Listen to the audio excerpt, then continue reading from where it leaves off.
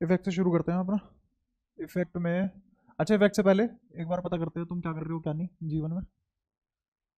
मान लो एक कोयल है, इस कोयल में आई से गया करंट, और ऐसे करंट जाने के बाद सेंटर से इस कोयल की दूरी है ए, इस कोयल से एक और पॉइंट है ए दूरी पे, यहाँ मैग्नेटिक फील्ड है बी टू, और यहाँ सेंटर पे मैग्नेटिक फील्ड है बी वन।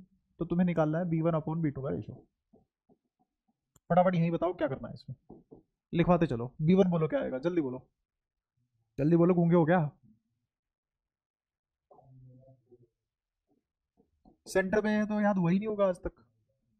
क्या मतलब है इन सब चीजों से? ये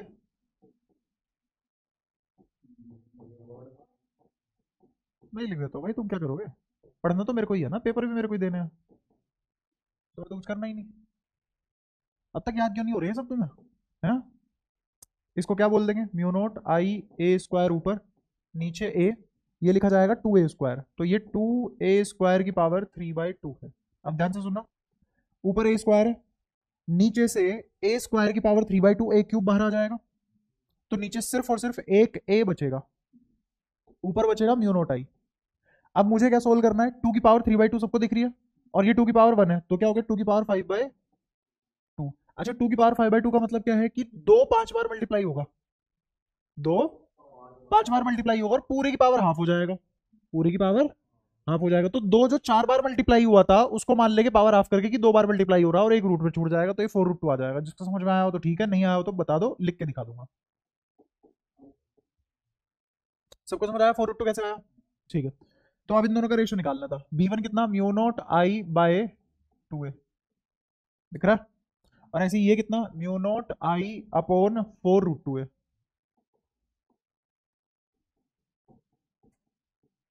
बाकी सब कट जाएगा, ये सब कट जाएगा, 4√2 ऊपर चला जाएगा, नीचे 2 बच जाएगा, तो आंसर आ जाएगा 2√2।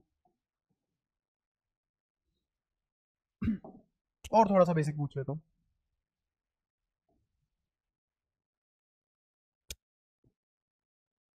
मान लो ये न्यूक्लियस है, इसके चारों तरफ एक इलेक्ट्रॉन घूम रहा है, ऐसे इसके चारों तरफ एक इलेक्ट्रॉन घूम रहा है। ये इलेक्ट्रॉन क्या एवरेज करंट बनाएगा वो बताओ।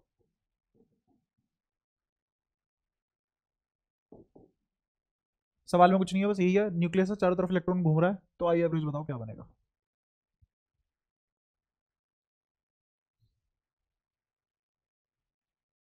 अच्छा इसकी वजह से मैग्नेटिक फील्ड निकाल दो, क्या होगा?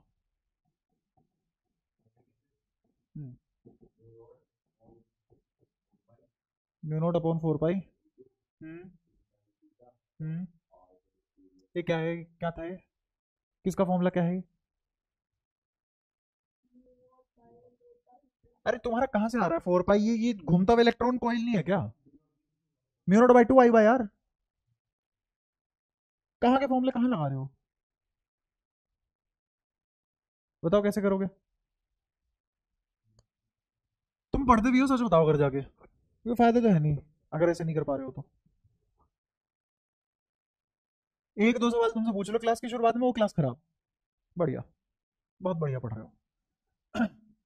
सबसे पहले आई एवरेज निकालना पड़ेगा ना, क्योंकि मुझे बी अगर निकालना है तो म्यू नोट बाई 2 आई, यही तो आई एवरेज होगा जो यहाँ इस्तेमाल करोगे, बाय आर। आर ये रहा, जिस शेल में या सब शेल में जिसमें भी ये घूम रहा है उसका ऑर्बिट का आर, न्यूक्लियस से इलेक्ट्रॉन तक की दूरी। अच्छा अभी आई एवरेज कैसे निकलेगा वो उसने पूछ रखा है खुद, तो आई एवरेज किसके बराबर होगा? करंट तो पता होगा ना, rate of flow of charge. तो एवरेज की बात करी है उसने, एवरेज की बात में D Q by D T आएगा या क्यू बाई टी आएगा? क्यू बाई टी आएगा, एवरेज है ना। एवरेज में क्या लिखते हैं हम, एवरेज में आएगा Q2 - Q1 T2 - T1। आया समझ? डिफरेंस काफी बड़ा होगा, तो एक वैल्यू आएगी Q, ये एक वैल्यू आएगी T। समझ पाए? इसमें एवरेज ही निकाल पाओगे तुम, इसमें एवरेज ही निकाल पाओगे। इनफैक्ट इसका एवरेज और इंस्टेंटेनियस एक ही बात होगी, इसका एवरेज और इंस्टेंटेनियस एक ही बात होगी, क्योंकि चार्ज भी एक ही है, एक इलेक्ट्रॉन। तो यहाँ पे जो इंस्टेंटेनियस चार्ज मतलब जो इंस्टेंटेनियस करंट होगा, आई इंस्टेंटेनियस और आई एवरेज, ये दोनों बराबर होंगे। तुम्हें सुंदर बात क्या लगती है, छोटा सा फॉर्मूला लिखवाओ, वैल्यू पुट करो, आंसर आ जाए, समझ गई भाड़ में।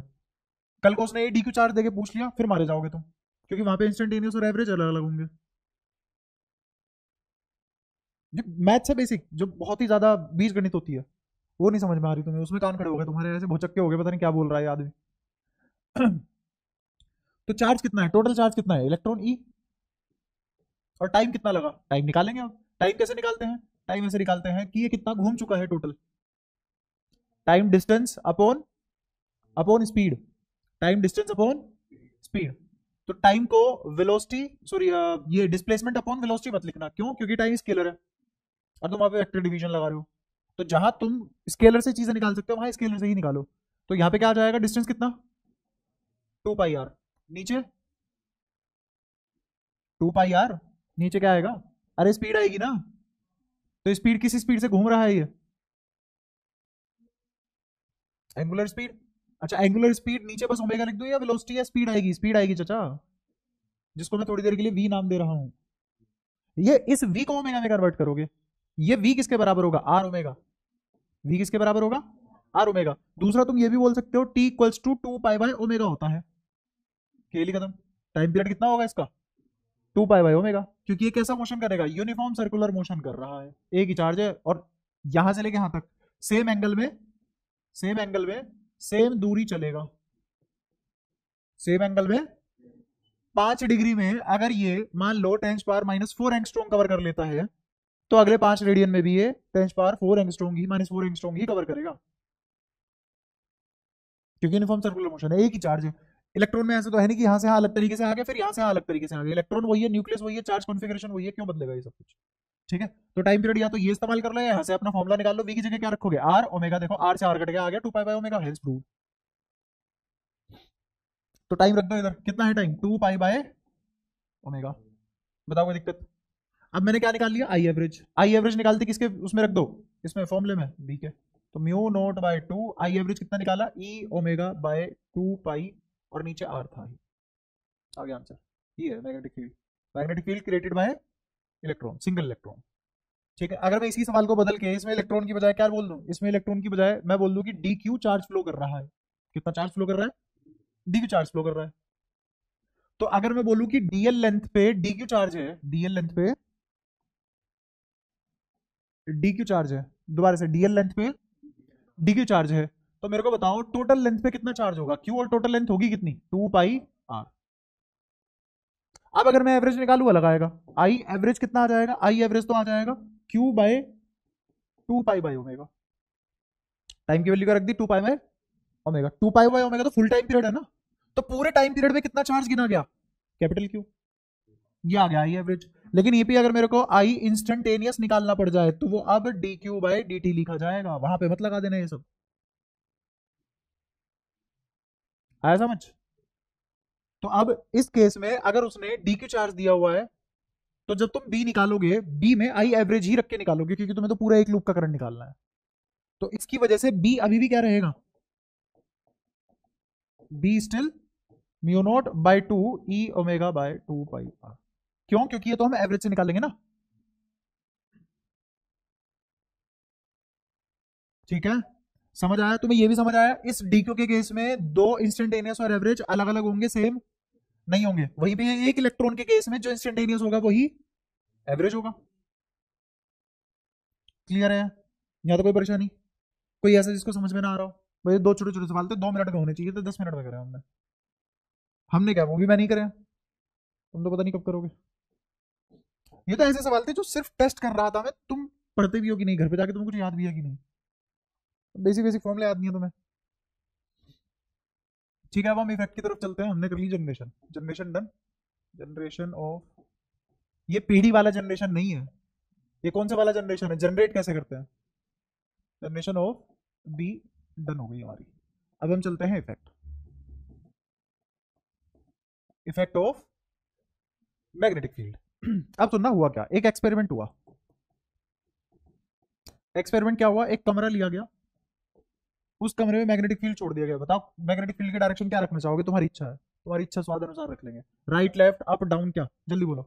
यूनिफॉर्म मैग्नेटिक फील्ड के अंदर जो भी करेंगे हम, यूनिफॉर्म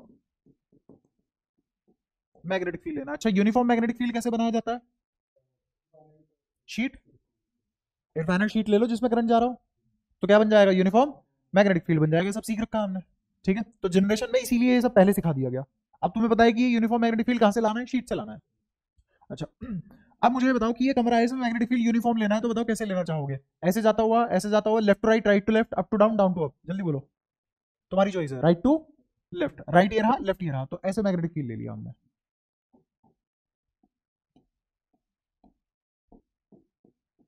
ठीक है, अब इसमें मुझे भेजना है चार्ज, मुझे भेजना है इसमें चार्ज। अब चार्ज बताओ, बाहर से अंदर की तरफ भेजना चाहोगे या नीचे से ऊपर की तरफ, ऊपर से नीचे की तरफ, या अंदर से बाहर, ऊपर से नीचे?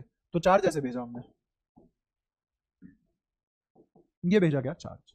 अब मैं अपनी कहानी बताना शुरू करता हूं जो एक्सपेरिमेंटली पाई गई। एक्सपेरिमेंटली ये पाया गया कि अगर चार्ज मैंने ऐसे भेजा इस यूनिफॉर्म मैग्नेटिक फील्ड में, चार्ज अगर मैंने ऐसे भेजा है इस यूनिफॉर्म मैग्नेटिक फील्ड में, तो इस चार्ज की वेलोसिटी किधर है? नीचे की तरफ। और मैग्नेटिक फील्ड कहां है? लेफ्ट टू राइट, ये मैग्नेटिक फील्ड है, ठीक है। हाँ, राइट टू लेफ्ट, मतलब लेफ्ट वर्ड गोइंग है ना मैग्नेटिक फील्ड, ओवरऑल लेफ्ट की तरफ जा रहा है, और मेरी वेलोसिटी ऊपर से नीचे आ रही है, ठीक है। तो ये देखा गया कि ये चार्ज डिफ्लेक्ट कर जाता है, ये चार्ज डिफ्लेक्ट कर जाता है इन मैग्नेटिक फील्ड। अच्छा, वहीं पे अगर ये चार्ज चुपचाप यहां बैठा हुआ होता, ये चार्ज चुपचाप यहां बैठा हुआ होता, तो क्या ये डिफ्लेक्ट होता? क्या ये मैग्नेटिक फील्ड इस पे फोर्स लगा पाता? रीजन, स्टैटिक चार्ज है, स्टैटिक चार्ज पे मैग्नेटिक फील्ड फोर्स क्यों लगाता? ये सब डिस्कशन हो चुकी ना हमारी, जैसी करनी वैसी भरनी। हाँ, कैसे प्रोड्यूस हुआ था मैग्नेटिक फील्ड? जब चार्ज मूव करा। अच्छा, जब चार्ज मूव करा तो एक फील्ड पैदा हुआ, उस फील्ड से जो फोर्स पैदा होगा वो कौन से वाले चार्ज को ही हिला पाएगा, उस पर फोर्स लगा पाएगा? इफेक्ट कहां दिखाएगा वो वाला फोर्स? मूविंग चार्ज पे ही। स्टैटिक चार्ज पे कौन इफेक्ट दिखाएगा? Electric field. मास पे कौन इफेक्ट दिखाएगा? Gravitational force. ठीक है, इसी को बोलते हैं जैसी करनी वैसी भरनी, वही वाली चीज है, ठीक है। मतलब थोड़ी सी है ये कॉम्प्लेक्स बातें, कॉम्प्लेक्स बातें कैसे रियल लाइफ से भी रिलेट हो जाती है। जैसे मान लो कि सबसे बड़ी गलती हमारी क्या होती है? हम ये मानते हैं हमने कुछ किया,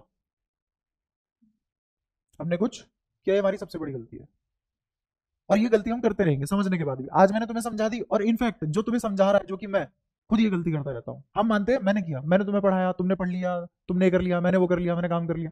कुछ नहीं होता ऐसा, ये चीज हो रही है, हम नहीं कर रहे, ये चीज हो रही है, हम नहीं कर रहे। जिस दिन हमें ये बात रियलाइज हो जाएगी, उस दिन हम कर्मों से मुक्त हो जाएंगे। और यही एग्जैक्टली गीता में लिखा हुआ था। कृष्ण ने अर्जुन से यही कहा था कि सबसे बड़ी गलती जो एक खेल रच रहा है महाभारत का, ये इसलिए रच रहा है क्योंकि तुम सब ये मानते हो तुम कर रहे हो चीजें, ये हो रही है, और जिस दिन तुम्हें ये रियलाइज हो गया हो रही है, उस दिन तुम कर्म से मुक्त हो जाओगे। तुम बुरा करो अच्छा करो, तुम्हें कोई फल नहीं मिलेगा। अभी हम मान के करते हैं ना, ऐसे करेंगे वैसे होगा, वैसे करेंगे ऐसे होगा, ठीक है। खैर अभी ये समझ नहीं आएगी, बहुत ही ज्यादा कॉम्प्लेक्स बात होगी। तो मान के चलो कि ये चार्ज जब मूव करेगा तो ही इस पे मैग्नेटिक फील्ड फोर्स लगा पाएगा, वरना नहीं लगा पाएगा, ठीक है। जैसे मास पे मैग्नेटिक फील्ड नहीं लगेगा, मास पे इलेक्ट्रिक फील्ड नहीं लगेगा। उस मास के पास अगर चार्ज है तो इलेक्ट्रिक फील्ड लगेगा, उस मास के पास अगर वो मास मूव कर रहा है और चार्ज है तो उस पर मैग्नेटिक फील्ड लगेगा, और वही फोर्स लगा पाएंगे कोरिस्पॉन्डिंगली। तो कोरिस्पॉन्डिंग फील्ड से पैदा होने वाला कोरिस्पॉन्डिंग फोर्स, जिसकी वजह से वो फील्ड पैदा हुआ है, उसी कोरिस्पॉन्डिंग पार्टिकल पे लग सकता है, वरना नहीं लगेगा। ये लिखने की जरूरत तो नहीं है, बैठ गई दिमाग में, भारी शब्द इस्तेमाल तो नहीं हुए, पक्का, ठीक है। अब आगे की बात करते हैं। अगर चार्ज स्टैटिक है तो कुछ भी नहीं है। चार्ज स्टैटिक में ऐसा क्या हो जाता है, अगर मैंने क्यू स्टैटिक रख दिया तो सबसे बड़ी बात होगी V0 हो गया। इसका मतलब V0 मेरे को मैग्नेटिक फोर्स 0 दे देता है। V0 मुझे क्या देगा? मैग्नेटिक फोर्स 0 दे देगा। तो पहली चीज जो हमने एक्सपेरिमेंटली ऑब्जर्व की वो ये थी, बिना वेलोसिटी के मैग्नेटिक फोर्स नहीं है, बिना वेलोसिटी के मैग्नेटिक फोर्स एग्जिस्ट नहीं करता। पहली चीज। दूसरी चीज, अगर मैंने वेलोसिटी दे दी तो डिफ्लेक्शन आएगी। अब डिफ्लेक्शन कहीं भी नहीं आई, स्पेसिफिक डिफ्लेक्शन आई। स्पेसिफिक डिफ्लेक्शन कैसे? कि जैसे मान लो ये V है और ये B है ना, तो इसमें जो डिफ्लेक्शन आएगी वो ऐसे बाहर की तरफ घूम जाएगी। डिफ्लेक्शन जो आएगी वो बाहर की तरफ घूम जाएगी, बाहर की तरफ नहीं, सॉरी, अंदर की तरफ घूम जाएगी, अंदर की तरफ घूम जाएगी। जो डिफ्लेक्शन आएगी वो अंदर की तरफ घूम जाएगी। ये चार्ज ऐसे अंदर की तरफ घूम जाएगा। कहां घूम जाएगा? अंदर की तरफ घूम जाएगा। ये है डिफ्लेक्शन। जैसे ऐसे मानो ये चार्ज आया ऊपर से नीचे, इमेजिन करो 3D में, बोर्ड छोड़ो, यहां से कहां से लिया मैग्नेटिक फील्ड? यहां से यहां। ये क्या है? मैग्नेटिक फील्ड की डायरेक्शन। ये क्या है? चार्ज। ये चार्ज ऐसे ही जैसे मैग्नेटिक फील्ड में आएगा डिफ्लेक्ट कर जाएगा ऐसे अंदर की तरफ, तो ऐसे आता हुआ ये ऐसे घूम जाएगा। दोबारा देखो, ऐसे आया और जैसे ही मैग्नेटिक फील्ड स्टार्ट हुआ तो ये ऐसे घूमने लग गया मेरी तरफ, ये डिफ्लेक्शन आएगी इसमें, वो सब पता लगेगी अभी बताऊंगा।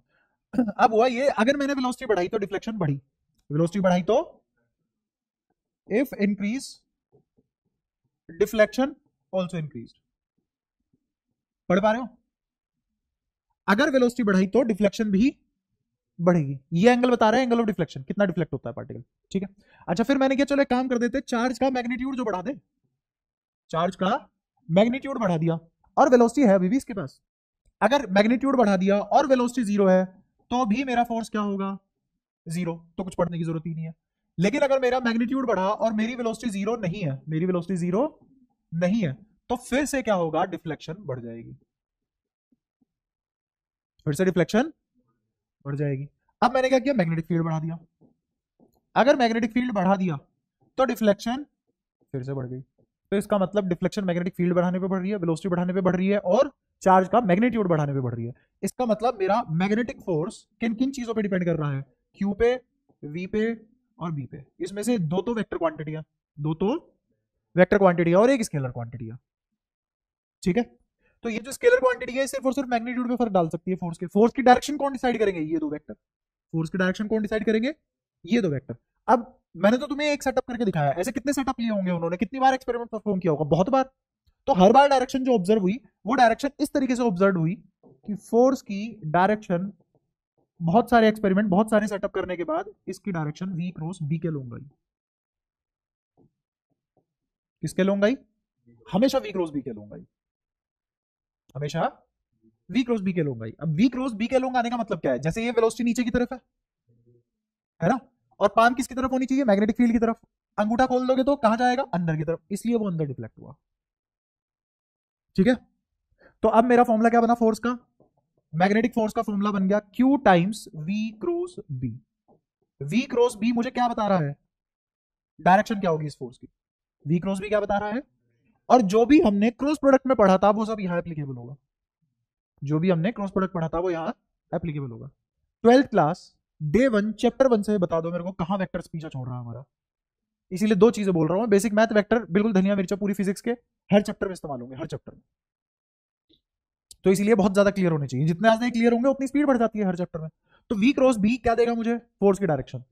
मुझे ये भी पता है क्रॉस प्रोडक्ट में ए क्रॉस बी में जो मेरा सी वेक्टर की डायरेक्शन आती है वो हमेशा perpendicular to plane of A cross B होती है, परपेंडिकुलर टू प्लेन ऑफ। तो यहाँ पे मैग्नेटिक फोर्स हमेशा ही परपेंडिकुलर होगा plane of V cross B. जिस प्लेन में वी आता हो, जिस प्लेन में बी आता हो, उसके परपेंडिकुलर जो भी डायरेक्शन होगी वो किसकी होगी, फोर्स की। समझ आया, या तो कोई परेशानी निकालेंगे कैसे, right hand thumb rule, right hand thumb rule. ये सारी बातें समझ में आती है, यहां तक कोई दिक्कत। तो हमने सबसे पहली चीज क्या पढ़ी कि इससे जनरेट होने वाला फोर्स, अगर सिंपली मेरा चार्ज मूव कर जाए, अगर सिंपली मेरा चार्ज मूव कर जाए तो मेरा फोर्स कैसे लगेगा, सिंपली चार्ज मूव कर जाए तो फोर्स कैसे लगेगा। ऐसे ही अगर मैं तुमसे पूछ लूं कि मैग्नेटिक फील्ड यहां है और मेरा चार्ज पार्टिकल यहां मूव कर गया, ये मैग्नेटिक फील्ड है, यूनिफॉर्म है, चार्ज इधर चला गया, वेलोसिटी कहां है मेरी, इस डायरेक्शन में, क्या मुझे बता सकते हो फोर्स कितना होगा यहाँ, फोर्स की डायरेक्शन क्या होगी, find the direction of force. बहुत सोचना पड़ रहा है यार, कितना मुश्किल सवाल है भाई। पीछे की तरफ, अरे वाह नाइस। आओ v क्रॉस b को लिखते हैं तो v क्रॉस b लिखा जाएगा magnitude of v magnitude of b sine of theta N cap. N cap direction है, थीटा क्या है यहाँ पे, जीरो। कैसे पता जीरो, क्योंकि दोनों सेम डायरेक्शन में है। थीटा जीरो तो v क्रॉस b भी काहे की डायरेक्शन, कौन सी डायरेक्शन, फोर्स ही नहीं है, इसलिए कह रहा हूँ वेक्टर आना चाहिए। ये जो मैंने बताया मैग्नेटिज्म की प्रॉपर्टी तो है नहीं, ये जो पढ़ा रहा हूं मैं मैग्नेटिज्म तो है नहीं, फिजिकल क्वांटिटी के नाम बदल गए, है तो वेक्टर ही। अब तुम सोच लो वेक्टर कितनी बार पढ़ सकते हो तुम, कितना जज्बा है तुम में बार बार पढ़ने का एक ही चीज को, है ना। पहले नई चीज दिमाग खराब करती है, फिर उससे तुम्हें ऐसा प्यार होता है उसी को पढ़ना चाहते हो, बस एक ही चीज को बार बार। कभी तो पढ़ के आगे बढ़ो, सही बात है, तुझे ही सबसे कम आता है पूरी क्लास में, सुधार भाई, कुछ तो कर, है ना, कुछ करना चाहिए इस बारे में। इतना पानी पी जाता है, पानी ही दौड़ रहा है, खून खोलता ही नहीं अगले का। याद आ गया फिर से, नहीं नहीं पी ले, मेरे को दिक्कत नहीं है, वो तो कोई दिक्कत नहीं है, पर कहने का मतलब क्या है, तात्पर्य नहीं समझा तू, पढ़ाई शुरू कर कैसे भी। हाँ, बस बस बस बस जोश दिमाग में आना चाहिए, मेरे बेंच पे मत उतर। खैर, यहां सबको पता लग गया फोर्स कितना है? समझ आया सभी को? कोई दिक्कत? ठीक है। तो मेन मुद्दे की बात क्या बोली हमने अभी? फोर्स का फॉर्मूला आ चुका है, पहला इफेक्ट हम जान चुके हैं, क्यू वी क्रॉस बी, है ना। अब इस इफेक्ट को क्लासिफाई कर करके हम अलग अलग तरीके से पढ़ सकते हैं। इस इफेक्ट की भी फर्दर इफेक्ट होते हैं, वो पढ़ेंगे। जैसे थोड़ी सी अगर बात करूं समझदारी, पहले तो एक मेरे को क्वेश्चन सोल्व करके बताओ। एक और चीज पूछना चाहूंगा, जैसे मैंने उसमें डायरेक्शन पूछी थी। जैसे मैंने कहा कि मान लो मेरी वेलोसिटी है माइनस आई कैप प्लस जे कैप माइनस के कैप, मैग्नेटिक फील्ड है मान लो 3 आई कैप प्लस जे कैप प्लस 2 के कैप। तो मुझे बताओ मेरा फोर्स किसके बराबर होगा? क्या फोर्स निकाल सकते हो? बोलो जल्दी, क्या करना चाहिए मेरे को? फोर्स किसके बराबर होता है? चार्ज, मान लो चार्ज दिया है तुम्हें, उसने कैलकुलेशन टफ नहीं करते, 1 गुलाम। तो 1 गुलाम चार्ज है, क्या लिखोगे? Q V cross B. तो क्यू तो 1 गुलाम है, वी क्रॉस बी कैसे निकालोगे? वी क्रॉस बी ऐसे निकालोगे, वी क्रॉस बी को डिटर्मिनेंट से सोल्व कर सकते हैं हम। कहाँ पढ़ा था ये भी हमने? वेक्टर में। यहाँ लिखेंगे आई जे के, मुझे वी क्रॉस बी निकालना है, V cross B, V cross B निकालना है। तो वी पहले आएगा या बी पहले आएगा? वी पहले आएगा, तो उसके कोफिशिएंट लिख दो -1 1 1, और फिर उसके बाद क्या लिख दो? 3 2 1। ठीक है। जैसे ही इसका डिटर्मिनेंट निकालोगे, मान लो इसका डिटर्मिनेंट आ गया डेल्टा, तो यहाँ क्या रख दोगे? 1 × डेल्टा। और डायरेक्शन कहाँ से निकाल लोगे? नहीं, क्यों निकालोगे भाई? ये आई कैप जे कैप फ्री फोकट में लगे हुए हैं। ये जो डेल्टा आएगा किसके टर्म्स में आएगा? आई जे के टर्म्स में आएगा। किसके टर्म्स में आएगा? आई जे के टर्म्स में आएगा। और आई जे के क्या होते हैं? वही तो डायरेक्शन है। डायरेक्शन की भी डायरेक्शन निकालोगे? वाह, देख रहा हूँ, हर छोटे गड्ढे में फंसते हो तुम। जिस दिन को आ गया उस दिन तो मरोगे। क्लियर है ये सारी बातें? तो ये ऐसे कोई महान सवाल नहीं पूछ रहा मैं, ये बिल्कुल ऐसे सवाल पूछ रहा हूँ, 2 दूनी 4 होता है। तेरा 2 दूनी 8 है। मैं तो कह रहा था ये 10वीं में पैसे देके पास हुए हैं, तू तो लाला दूसरी से ही पैसे पास हो रहा है। ये भी पता नहीं कहाँ सिखा रहे हैं। खैर, अब इसके इफेक्ट देखते हैं। सबसे पहले इफेक्ट मैंने कहा कि अगर मैं तुमसे पूछूं एफ डॉट वी, जानते हो इसके बारे में क्या चीज होती है? कभी पढ़ा है किसी चीज का फॉर्मूला है? डॉट प्रोडक्ट है तो पक्की बात है स्केलर क्वांटिटी होगी। डॉट प्रोडक्ट तो पक्की बात है स्केलर क्वांटिटी होगी। इसी को बोलते हैं पावर, वो भी कौन सी? Instantaneous power. It is the formula for instantaneous power, F dot V. F dot V is power. नहीं यकीन आता तो वेलोसिटी को क्या बोल सकते हो तुम? डिस्टेंस अपॉन टाइम या डिस्प्लेसमेंट अपॉन टाइम। तो अगर मैंने इसको लिखा F into displacement upon time, तो ये क्या वर्क डन ना दिखा तुम्हें? और इंस्टेंटेनियस है तो नीचे क्या आ जाएगा? D W by D T. तो D W by D T ही तो एफ डॉट वी है। नहीं समझे? और एफ डॉट वी ही क्या होगा? Instantaneous power. कैसे भी चलेगा, ये समझ में आता है? पक्का? अब एक और चीज, ये क्या है? Dot product. डॉट प्रोडक्ट को अगर तुम ओपन करो तो एफ वी का magnitude into cos of theta आता है, और डायरेक्शन होती नहीं, स्केलर है। अब मैं तुमसे अगला सवाल ये पूछूंगा कि मुझे बताओ कि यहाँ पे थीटा क्या होगा? फोर्स और वेलोसिटी के बीच का एंगल क्या होगा? कब? ये जो एंगल है तुमने बोला 90 होगा, कब? या होगा ही नहीं, या हमेशा? इसी कहते हैं। अभी अभी चीजें पढ़ाई है, जैसे जैसे पढ़ाई वैसे वैसे निकलती गई, इस कान से अंदर इस कान से बाहर। ये वाली खोपड़ी तो ऐसी सूखी पड़ी है, निचली पड़ी है पूरी। यहाँ देखो ध्यान से। मैंने अभी अभी बताया वी क्रॉस बी के परपेंडिकुलर होगा हमेशा। जिस प्लेन में वी आता है और बी आता है उस प्लेन के परपेंडिकुलर है। तो कभी ऐसा हो सकता है एफ वी के लोग आ जाए, कभी ऐसा हो सकता है एफ वी से एंगल बना जाए।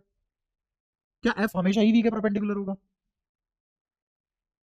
अगर मैंने बोला कि मेरी 2 लाइनें हैं किसी प्लेन में आ रही हैं, जैसे मैंने कहा एक लाइन है मेरी एक्स वाई प्लेन में, दूसरी लाइन भी एक्स वाई प्लेन में है कहीं और दुनिया में, लेकिन है तो दोनों एक्स वाई प्लेन में, और मैं कह रहा हूं मेरी तीसरी लाइन जेड एक्सिस में है, मेरी तीसरी लाइन जेड एक्सिस में है। अब इस प्लेन में इनफाइनाइट लाइन बना लो, जितनी भी लाइनें बनाओगे उन सब के परपेंडिकुलर नहीं होगा मेरा जेड एक्सिस।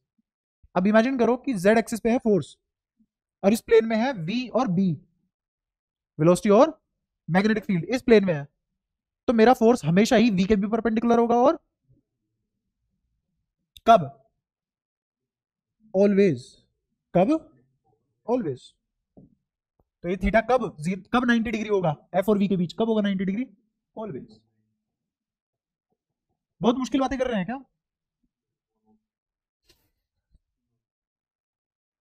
तो F V cos theta, theta 90 तो कोस 90, कोस 90, कोस 90। अरे तुम सही बताओ यार, मैं परेशान हो चुका, मैं नहीं पढ़ा सकता तुम्हें, तुम जैसे को तो नहीं पढ़ा सकता मैं। भाई कोस 90 नहीं बता पा रहे हो तुम 5 मिनट में।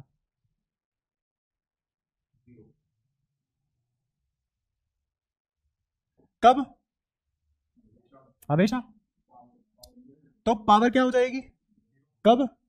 समय तो जीरो कभी हो नहीं सकता, हमारी दुनिया में आज तक डीटी तो जीरो हुआ नहीं, तो कौन जीरो रहा होगा? Rate of doing work zero है, रेट ऑफ डूइंग वर्क, इसका मतलब समय कितना भी लग जाए, मैं वर्क डन में कोई बदलाव नहीं कर सकता, और मैं मतलब मैग्नेटिक फील्ड, इसका मतलब magnetic field can never do the instantaneous work. कब नहीं कर सकता? नेवर, कभी भी नहीं। कभी भी नहीं मतलब कभी भी नहीं, स्ट्रिक्ट है ये चीज बहुत। बी कभी भी इंस्टेंटेनियस वर्क डन नहीं कर सकता। तो अगर मैं किसी भी टी मोमेंट पे, एट टी मोमेंट पे वर्क डन बाय बी निकालूं तो कितना आएगा? समझ आया? या तो कोई परेशानी? क्लियर है ये सारी बातें? अच्छा, इसका मतलब क्या है कि मैग्नेटिक, मैंने ये सब क्यों बताया तुम्हें कि भाई मैग्नेटिक फील्ड वर्क डन नहीं कर सकता? तो अब वर्क डन होता क्या है, किस रेट से एनर्जी बदल रही है, वो पावर होगी, वो तो वर्क डन का बदलना ही एनर्जी है ना। अरे वर्क डन है तो एनर्जी। जैसे मैंने कहा कि मैंने ये वाला मार्कर यहां से यहां चला दिया, तो मैंने किस चीज में बदलाव करा है? एनर्जी में बदलाव करा है आपने। क्या करके? टाइम के साथ वर्क डन करके, टाइम के साथ वर्क डन करके मैंने पावर ली, और उस पावर को यूज करके बदलती हुई एनर्जी से मैंने मार्कर चला दिया। तो एनर्जी बदलने के लिए क्या चाहिए मुझे? Varying force. एनर्जी बदलने के लिए क्या चाहिए? Varying force. ऐसे दिखने में बहुत आसान लगती है ये बात, लेकिन हमारे यहां पिछले वाली स्लाइड पे फोर्स जीरो हो या ना हो, एनर्जी में कोई कंट्रीब्यूशन नहीं होगा। इसी लाइन को मैं ऐसे भी लिख सकता हूं, बी नेवर कंट्रीब्यूट्स, नेवर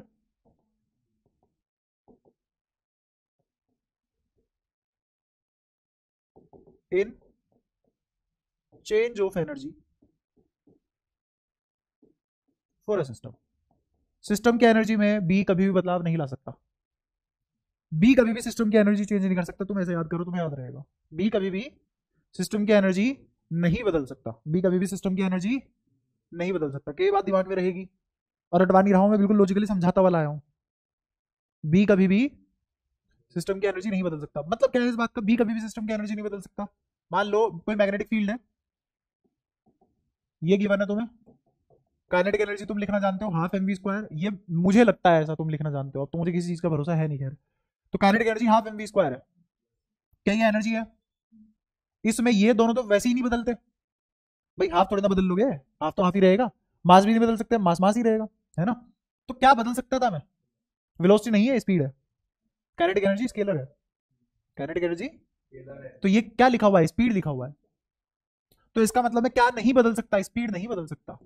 क्यों? क्योंकि मैं काइनेटिक एनर्जी नहीं बदल सकता। काइनेटिक एनर्जी क्यों नहीं बदल सकता? क्योंकि सिस्टम की एनर्जी नहीं बदल सकता। तो मैंने एक और चीज तुम्हें बताई, वो क्या बताई? कि B can never change, can never change speed of the particle, speed of the particle in a system. अब ये बताओ, मैं एक ही बात को अलग अलग तरीके से बता रहा हूँ या अलग अलग बातें बताता चला जा रहा हूँ? एक ही बात को अलग अलग तरीके से बता रहा हूँ। क्यों बता रहा हूँ? रिलेट करने के लिए, सोचते कैसे है वो समझाने के लिए। हमने सिर्फ और सिर्फ ये चीज पढ़ी एक्सपेरिमेंट से, और अब हम शुरू हो गए हैं इस एक्सपेरिमेंट के इफेक्ट से, और इफेक्ट पढ़ते ही चले जाएंगे अब रिलेट करते हुए। तो ये तुम्हें समझ में आता है अच्छे खासे तरीके से कि क्यों मैग्नेटिक फील्ड किस में बदलाव नहीं ला सकता? स्पीड में बदलाव नहीं ला सकता। हाँ,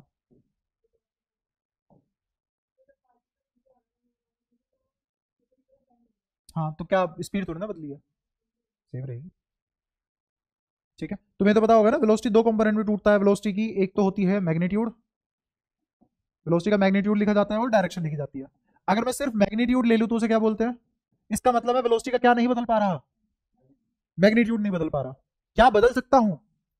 डायरेक्शन बदल सकते हैं, अभी प्रूफ कर दूंगा डायरेक्शन कैसे बदल सकते हैं, है ना। तो अब आते हैं बी क्या क्या बदल सकता है, बी क्या क्या। दोबारा से मेरे को फोर्स का फॉर्मूला लिखवाओगे, बोलो। क्यू वी क्रॉस बी, कब तक याद है? हाल फिलहाल तक। तो फोर्स का फॉर्मूला है Q V cross B. V cross B मुझे पता है, फोर्स हमेशा परपेंडिकुलर आएगा किसके? वी के बी और बी के बी। इसका मतलब वी क्रॉस बी का जो प्लेन होगा उसके परपेंडिकुलर आएगा फोर्स। इसकी थोड़ी सी प्रैक्टिस करवा देता हूं, फिर इन सब बातों पे आता हूं। जैसे मैंने कहा कि मान लो ये है मेरा मैग्नेटिक फील्ड और ये है मेरी वेलोसिटी। क्या वेलोसिटी और मैग्नेटिक फील्ड के बीच का एंगल 90 डिग्री होना जरूरी है? नहीं, उनके इन दोनों के बीच में तो एंगल कुछ भी हो सकता है ना। लेकिन जो फोर्स बनेगा वो हमेशा इस प्लेन के परपेंडिकुलर होगा जिसमें बी और वी आएंगे। अब मुझे बताओ वी को किसकी तरफ घुमाना है? बी की तरफ। कौन से वाले हाथ से? सीधे वाले उल्टे वाले? इस वाले से। कौन सा पता करो। राइट, सीधे वाले हाथ से। तो और अंगूठे की डायरेक्शन क्या बताएगी मेरे को? फोर्स की डायरेक्शन। कौन सा rule? Right hand thumb rule. तो वी की तरफ उंगलियां, पाम बी की तरफ, उंगलियां घुमाई, अंगूठा खोला, तो कहां आया फोर्स? बाहर की तरफ। तो क्या फोर्स की डायरेक्शन ये होगी? सिंपल क्रॉस प्रोडक्ट के फंडे अप्लाई हो रहे हैं। क्या ये जो वेक्टर है ये पूरे बोर्ड के परपेंडिकुलर है? तो बी के भी परपेंडिकुलर है और वी के भी परपेंडिकुलर है।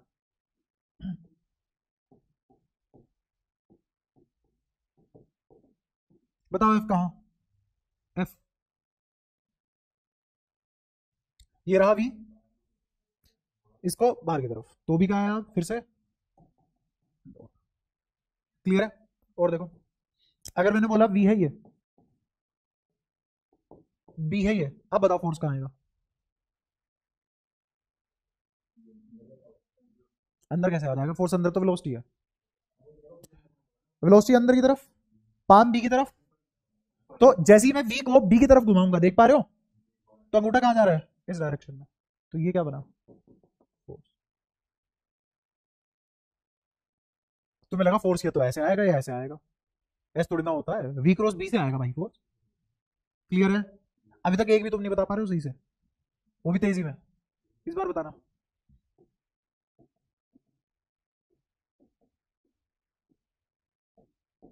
बोलो फोर्स किधर आएगा? राइट। कैसे? बी अंदर की तरफ है, वी नीचे है, तो उंगलियां इसकी तरफ, बाहर की तरफ पाम, क्यों? क्योंकि बी बाहर की तरफ है। अंगूठा घुमा दो तो किधर आएगा? इस साइड। ये होगी फोर्स की डायरेक्शन। कोई ऐसा जिसको ये समझ ना आ रहा हो? करके देख लो, कोई दिक्कत नहीं है। आगे समझ? पक्का? ऐसे नहीं है कि तुम यहाँ निबोड़ा निबोड़ा खेलोगे तो मेरे को कोई दिक्कत होगी, नहीं। समझ लो, सीख लो, देख लो करके, खुद से करके देख लो, नहीं है समझ में आ रहा हो तो पूछ लो। हाँ कर कर। पक्का? ठीक है, अगले वाला तो बताएगा।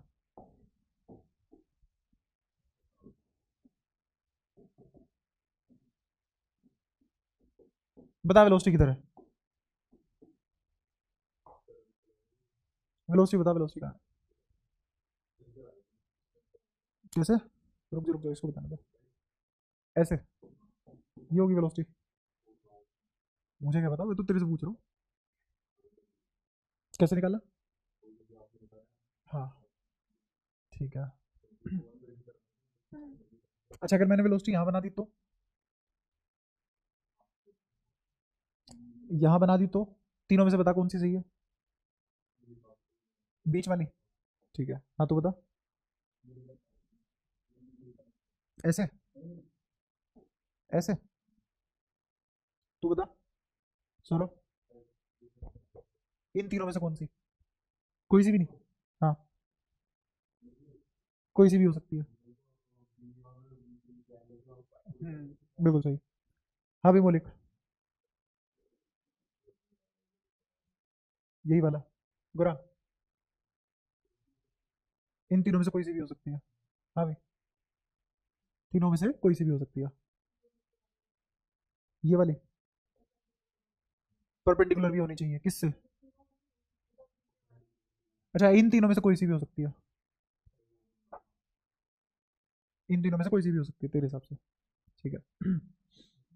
अब सुनना ध्यान से, ये मैंने एफ बना दिया, बी बना दिया, एफ निकालते हैं वी क्रॉस बी से, एफ निकालते हैं तो तुम्हें वी ऐसा इमेजिन करना पड़ेगा कि वी क्रॉस बी करके एफ अंदर की साइड आ जाए। अब मेरे को ये बताओ किन दो वेक्टर का cross product into the plane आ सकता है, जिसमें से एक वेक्टर तुम्हें गिवन है, जिसमें से एक वेक्टर तुम्हें गिवन है, डायरेक्शन गिवन है उसकी। तो मैं कह रहा हूं कि जैसे मैंने वी को यहां लिया, मान लिया, जूम किया वी यहां है, और मैंने बी की तरफ घुमा दिया, तो अंगूठा कहां खुला, अंदर की तरफ। सही है, ये भी सही है, क्योंकि यहां वी क्रॉस भी करोगे वो भी अंदर है, यहां एज्यूम करोगे तो भी। ऐसे कितनी वेलोसिटीज इमेजिन कर सकता हूं मैं, इनफाइनाइट। अच्छा, इस वाली वेलोसिटी को अगर मैं ऐसे ही घुमा दूं, ऐसे, अब तो एंगल के ऊपर बात है ना, तो मैंने इस वाली वेलोसिटी को भी ऐसे ही घुमाया तो भी फोर्स कहां है, अंदर की तरफ। आया समझ? लेकिन अगर मैं इस वाली वेलोसिटी को ऐसे घुमा दूं तो अब कहां आएगा फोर्स, बाहर की तरफ। ऐसे सारी सही हो सकती है as long as you are rotating V towards B, as long as you are rotating V towards B, सारी सही है। समझ आया? तो मैंने तुम्हें एक और बात बता दी कि अगर तुम्हें फोर्स और मैग्नेटिक फील्ड गिवन है तो तुम वी कैसे इमेजिन कर सकते हो कहां रहा होगा, है ना? इस पूरे प्लेन में कहीं भी आ सकता है as long as you are rotating V towards B in anti clockwise sense, या क्लॉकवाइज सेंस, सोच के बोलो, क्लॉकवाइज, क्लॉकवाइज। तो as long as V is rotated towards B in clockwise sense, all v justifies direction of force। Clear? कोई परेशानी? पक्का?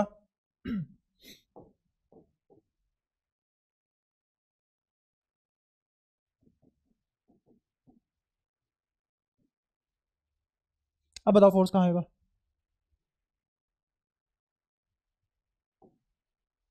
जल्दी बोलो फोर्स कहां आएगा। v को कहां, किसकी तरफ घुमाना है, b की तरफ। b कहां, अंदर जाता हुआ, तो b वेक्टर ये अंदर जाता हुआ, जहां से अंदर जाता हुआ b वेक्टर। फिर v वेक्टर कहां है, ऐसे दिख रहा है। तो अब इस v को मैं किधर घुमाऊंगा, b की तरफ, इस v को किधर घुमाऊंगा, b की तरफ। तो ऐसे टेढ़ा प्लेन बनेगा, देखो ध्यान से, b यहां है, v ऐसे है, ये देखो ना v ऐसे है, तो एक प्लेन ऐसे पास होता हुआ, इस प्लेन के परपेंडिकुलर यहां कौन बनेगा, कैसे, ये ऊपर बनेगा नीचे, ये भी बताओ। क्रॉस है, v को पकड़ा, ये रहा v, पाम किसकी तरफ होनी चाहिए, बी की तरफ, बी तो अंदर है, घुमाओ। घुमाने के बाद हाथ टेढ़ा करो, क्योंकि हाथ किसके लोग होना चाहिए, वी के लोग। अंगूठा खोलो, तो क्या ऐसे आएगा फोर्स नीचे, और वो किसके परपेंडिकुलर है, इस वाले प्लेन के परपेंडिकुलर है फोर्स।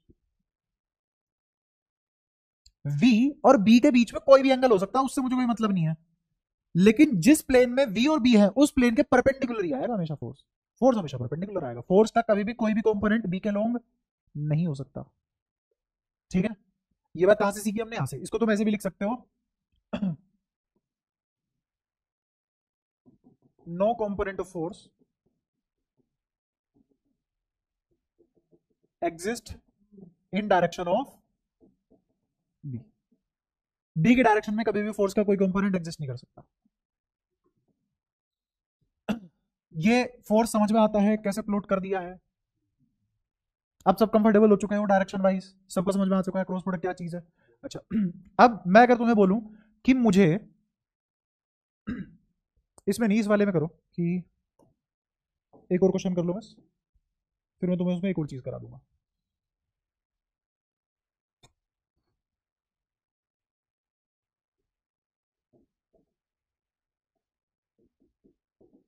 ये मान लो v, ये v, ये एंगल थीटा, बताओ फोर्स कहां, बाहर अंदर, फोर्स किस डायरेक्शन में होगा, बाहर होगा अंदर होगा, बाहर की तरफ, तो force is in this direction. अब मुझे कार्टेशियन प्लेन चेंज करना है और मुझे फोर्स को बोर्ड के प्लेन में लेके आना है, कर पाओगे, कैसे करते हैं, बोर्ड के प्लेन में लेके आना है, तो v और b कहां एडजस्ट होंगे, समझ पा रहे हो मैं क्या पूछना चाह रहा हूं, मुझे ये फोर्स कहां चाहिए, बोर्ड के प्लेन पे, तो मुझे कार्टेशियन प्लेन मतलब अपना एक्स वाई जेड एक्सिस किस हिसाब से बदलूं, और ये b और v कहां एडजस्ट होंगे, ये पूछ रहा हूं मैं। देखते हैं। तो सबसे पहले मेरे को बताओ, इस कार्टेशियन प्लेन के हिसाब से फोर्स क्या प्लस जेड एक्सिस में है, मतलब क्या प्लस के कैप में है? सही बात है, कोई दिक्कत? और ये दोनों कहां आएंगे? इसके परपेंडिकुलर प्लेन में। तो अगर मेरा फोर्स ये है परपेंडिकुलर प्लेन, तो ये कौन सा प्लेन है? X Y plane. ये कौन सा प्लेन है? X Y plane. तो ये कौन से प्लेन में है? एक्स वाई प्लेन में। अब इसमें से किसी एक को एक्स, किसी एक को वाई के हिसाब से मान लो। बी को एक्स मान लो, तो इसका मतलब ये क्या हो गया? और पॉजिटिव मानोगे कि नेगेटिव? तुम्हारी इच्छा है, पॉजिटिव मान लो या नेगेटिव मान लो, जो तुम बोलो। पॉजिटिव, तो इसको पॉजिटिव मान लिया। पॉजिटिव एक्स एक्सिस का मतलब ये क्या हुआ? प्लस का आई कैप, प्लस का आई कैप। इसको क्या मानोगे? तुम्हारी इच्छा है, वाई प्लस का या माइनस का? प्लस का वाई, तो मतलब प्लस का जे कैप मान लिया। अब मुझे क्या चाहिए? मुझे चाहिए के कैप। कहां? इस प्लेन पे। और इस प्लेन में कितने एक्सिस हैं? दो। कौन कौन से? तुम बताओ, एक्स पे लाना चाहोगे या वाई पे लाना चाहोगे? तुम्हारे हिसाब से कर देंगे वाई पे। तो ये चाह रहा है कि ये जो प्लस के है ये कहां आ जाए, तो मेरा फोर्स यहां आना चाहिए, मतलब प्लस जे कैप। तुम चाहो तो माइनस जे कैप में भी प्लॉट करो, उसके हिसाब से मैं एडजस्ट करवा दूंगा।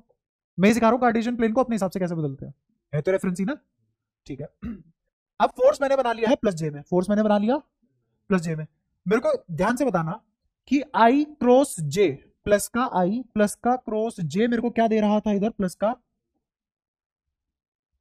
क्या ये मेरा बढ़िया तरीके से कार्टेशियन प्रोडक्ट परफॉर्म कर रहा है? बिल्कुल, क्योंकि याद हो तुम्हें, रीजन भी बताया था मैंने इसका, बट अभी तो आज के दिन में रीजन नहीं बता रहा, ऐसे ही बता रहा हूं। आई कैप, जे कैप, के कैप, इसकी से मल्टीप्लाई करूंगा तो क्या आएगा? क्रॉस प्रोडक्ट करूंगा तो इसकी से प्लस का के कैप, इसकी से करूंगा तो क्रॉस प्रोडक्ट प्लस का आई कैप, इसकी से करूंगा तो क्रॉस प्रोडक्ट प्लस का जे कैप, और उल्टा चलूंगा तो माइनस आते जाएंगे। अगर मैं ऐसे प्रोडक्ट करूंगा तो क्या आएगा? माइनस के कैप। ये बातें समझ में आती है? ठीक है। अब ये मेरे यहाँ पे प्लस का के कैप आया, और मुझे पता है कब आता है प्लस का के कैप? जब प्लस का आई प्लस के जे से क्रॉस होता है। यहां पे आ जाओ, मैंने प्लॉट कर दिया वाई पे कौन? जे कैप। अब मुझे प्लस का जे कैप कहिए चाहिए, क्या चाहिए? प्लस का जे कैप। तो वो किसकी किससे क्रॉस करके आता है? देखो यहां से, मुझे क्या चाहिए? प्लस का जे कैप। क्या चाहिए? प्लस का जे कैप। तो किसकी किससे मल्टीप्लाई करके आएगा? के क्रॉस आई से आएगा, के क्रॉस आई से। तो ये क्या लिखा हुआ है? के क्रॉस आई की डायरेक्शन लिखी हुई है। क्या? वो भूल जाओ, तुमने तो यहाँ फोर्स बना लिया ना, और तुम्हें पता है फोर्स वी क्रॉस बी से आता है, और तुमने इसको क्या माना है? प्लस जे। और मुझे पता है प्लस जे किससे आता है? के क्रॉस आई से। प्लस के, तो ये के क्रॉस में कौन रहा होगा? सोच के बोलो। और आई प्लस आई क्रॉस में कौन रहा होगा? आई कैप में क्रॉस कह रहा हूं, कौन? Magnetic field. तो इसका मतलब मेरा मैग्नेटिक फील्ड कहां बनेगा? यहां। और वेलोसिटी कहां बनेगी? वेलोसिटी कहां बनेगी? ये क्या है ये फिर? वी क्रॉस भी ही तो करते हैं लाला। अरे क्यों, तो स्केलर है। हाँ, तो क्या है वेलोसिटी? कहाँ, डॉट या क्रॉस? डॉट, क्योंकि प्लस जेड एक्सेस ऐसे होता है। तुम देख रहे हो, मैंने कोई सा भी कार्टेशियन प्लेन तुम्हारे हिसाब से किस में बदल दिया। ये आना चाहिए अगर अच्छे सवाल करने हैं। इमेजिनेशन स्ट्रॉन्ग होनी चाहिए। कौन ऐसा है तुम में से जिसको ये से ये कैसे बना समझ नहीं आया?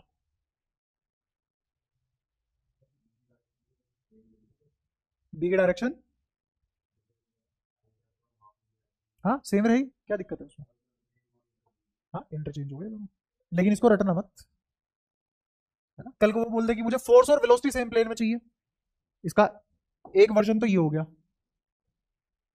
प्रैक्टिस भी हो जाएगी, थोड़ी बुद्धि भी खुल जाएगी तुम्हारी। आओ, एक तो मैं इसको ऐसे भी बना सकता हूं। अब मेरी रिक्वायरमेंट क्या है कि मुझे फोर्स और वेलोसिटी सेम प्लेन में चाहिए। इसका मतलब मुझे इस बोर्ड पे क्या चाहिए? तो फोर्स और वेलोसिटी मुझे कहां चाहिए? On boards plane. ठीक है, दोनों नॉन लिविंग थिंग है, तो मुझे प्लेन ऑफ बोर्ड लिखना चाहिए, बट कोई नहीं, ग्रामेटिकल मिस्टेक चलेगी, फिजिक्स पढ़ रहे हो, बोर्ड्स प्लेन। तो फोर्स और वेलोसिटी अगर मुझे इस प्लेन पे चाहिए, तो मुझे किसी को तो एक को तो एक्स पे मानना पड़ेगा, किसी एक को वाई पे मानना पड़ेगा। बहुत भयंकर नहीं है?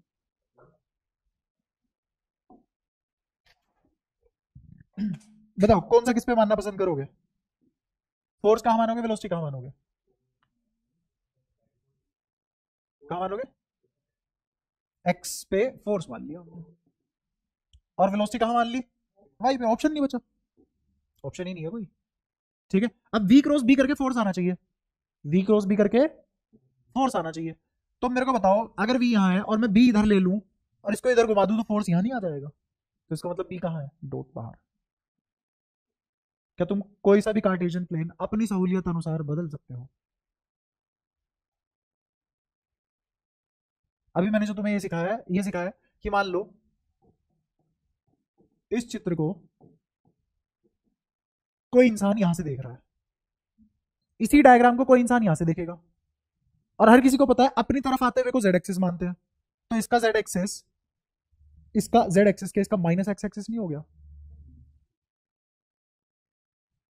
और वहीं पे इसका जेड एक्सिस इसी कोऑर्डिनेट प्लेन के हिसाब से बना हुआ है। तो मैंने परसेप्शन चेंज करना सिखा दिया तुम्हें। जिंदगी में तो कर नहीं पाते हम कि दूसरे के पर्सपेक्टिव से चीजों को देख के उसको समझने की कोशिश करें, आधी जंग खत्म हो जाएगी। कम से कम सब्जेक्ट में तो कर लो। हाँ, नहीं ये रटो मत, मैं अगेन कह रहा हूँ रटो मत, हमेशा डायरेक्शन के हिसाब से चलो। हाँ बिल्कुल। हमेशा लॉजिक लगाओ और फिर परफॉर्म करो, चीजें अपने आप सही आएंगी। ये सारी बातें क्लियर है? कोई दिक्कत? ठीक है। अब डायरेक्शन में तो हमें कोई दिक्कत है नहीं, तो ये डायरेक्शन वायरेक्शन मैंने तुम्हें सिखा दी। अब हम क्या कर रहे थे, यहाँ पे मैंने फॉर्मूला लिखा था क्यू वी क्रॉस बी, और अब तक हमें ये सारी बातें आ चुकी है। वी क्रॉस बी का परपेंडिकुलर एफ आएगा। कोई भी मेरे को दो वेक्टर दे दे, तीसरे वेक्टर कैसे निकाल लेंगे? एफ का कोई भी कॉम्पोनेंट कभी बी का लॉन्ग नहीं आएगा, ठीक है? और बी कभी भी सिस्टम की एनर्जी नहीं बदल पाएगा। अगर वो सिस्टम की एनर्जी नहीं बदल पाएगा तो इसका मतलब वो स्पीड चेंज नहीं कर पाएगा। लेकिन क्या बदल सकता है वो? लेकिन क्या बदल सकता है? डायरेक्शन बदल सकता है। समझ रहा हूं डायरेक्शन कैसे बदल सकता है? क्या ये फॉर्मूला चीख चीख के बोल रहा है कि v बदलेगा तो f के मैग्नीट्यूड में कोई फर्क नहीं पड़ेगा, लेकिन f की डायरेक्शन जरूर बदलेगी। अब उल्टा बोलते हैं। उल्टा क्या होगा कि अगर मैंने f की डायरेक्शन बदली या f चेंज किया या f का मैग्नीट्यूड बदला, तो वेलोसिटी में सिर्फ और सिर्फ इसकी डायरेक्शन बदल सकती है, इसका मैग्नीट्यूड। क्यों? कैसे पता लगा? क्योंकि वेलोसिटी की डायरेक्शन बदलने से फोर्स बदल रहा था। ये देखा ना अभी? या देखो, अगर मैं इसमें वेलोसिटी ऐसे की बजाय अगर मैं इसमें वेलोसिटी ऐसे ले लेता तो क्या फोर्स अलग डायरेक्शन में नहीं आ जाता? पक्का आता। तो वेलोसिटी की डायरेक्शन बदलने से फोर्स की डायरेक्शन बदल रही है, इसका मतलब फोर्स की डायरेक्शन या फोर्स का मैग्नीट्यूड बदलने से वेलोसिटी की डायरेक्शन बदलेगी, वेलोसिटी का मैग्नीट्यूड नहीं बदलेगा। Hence speed won't change but direction will. तो ओवरऑल वेलोसिटी तो बदल नहीं सकता है ना। वेलोसिटी किससे मिलकर बनती है? स्पीड और डायरेक्शन, है ना? अब मैंने डायरेक्शन बदल दी तो तुम तो यही बोलोगे ना वेलोसिटी बदल दी, ऐसे वेक्टर बदला तो है ना। ये थोड़ा तो बोलोगे कि नहीं वेलोसिटी कहां से बदल गई। किन्हीं भी दो चीजों में से कोई भी चीज बदल दोगे, या तो मैग्नीट्यूड बदल दो या डायरेक्शन बदल दो, क्या बदला जाएगा? पूरी वेलोसिटी बदली जाएगी। तो मैग्नीट्यूड नहीं बदल पा रहे बट डायरेक्शन तो बदल पा रहे हैं, तो इसका मतलब वेलोसिटी तो बदल पा रहे हैं। तो इसका मतलब मैग्नेटिक फील्ड क्या बदल सकता है? B can change direction of velocity, hence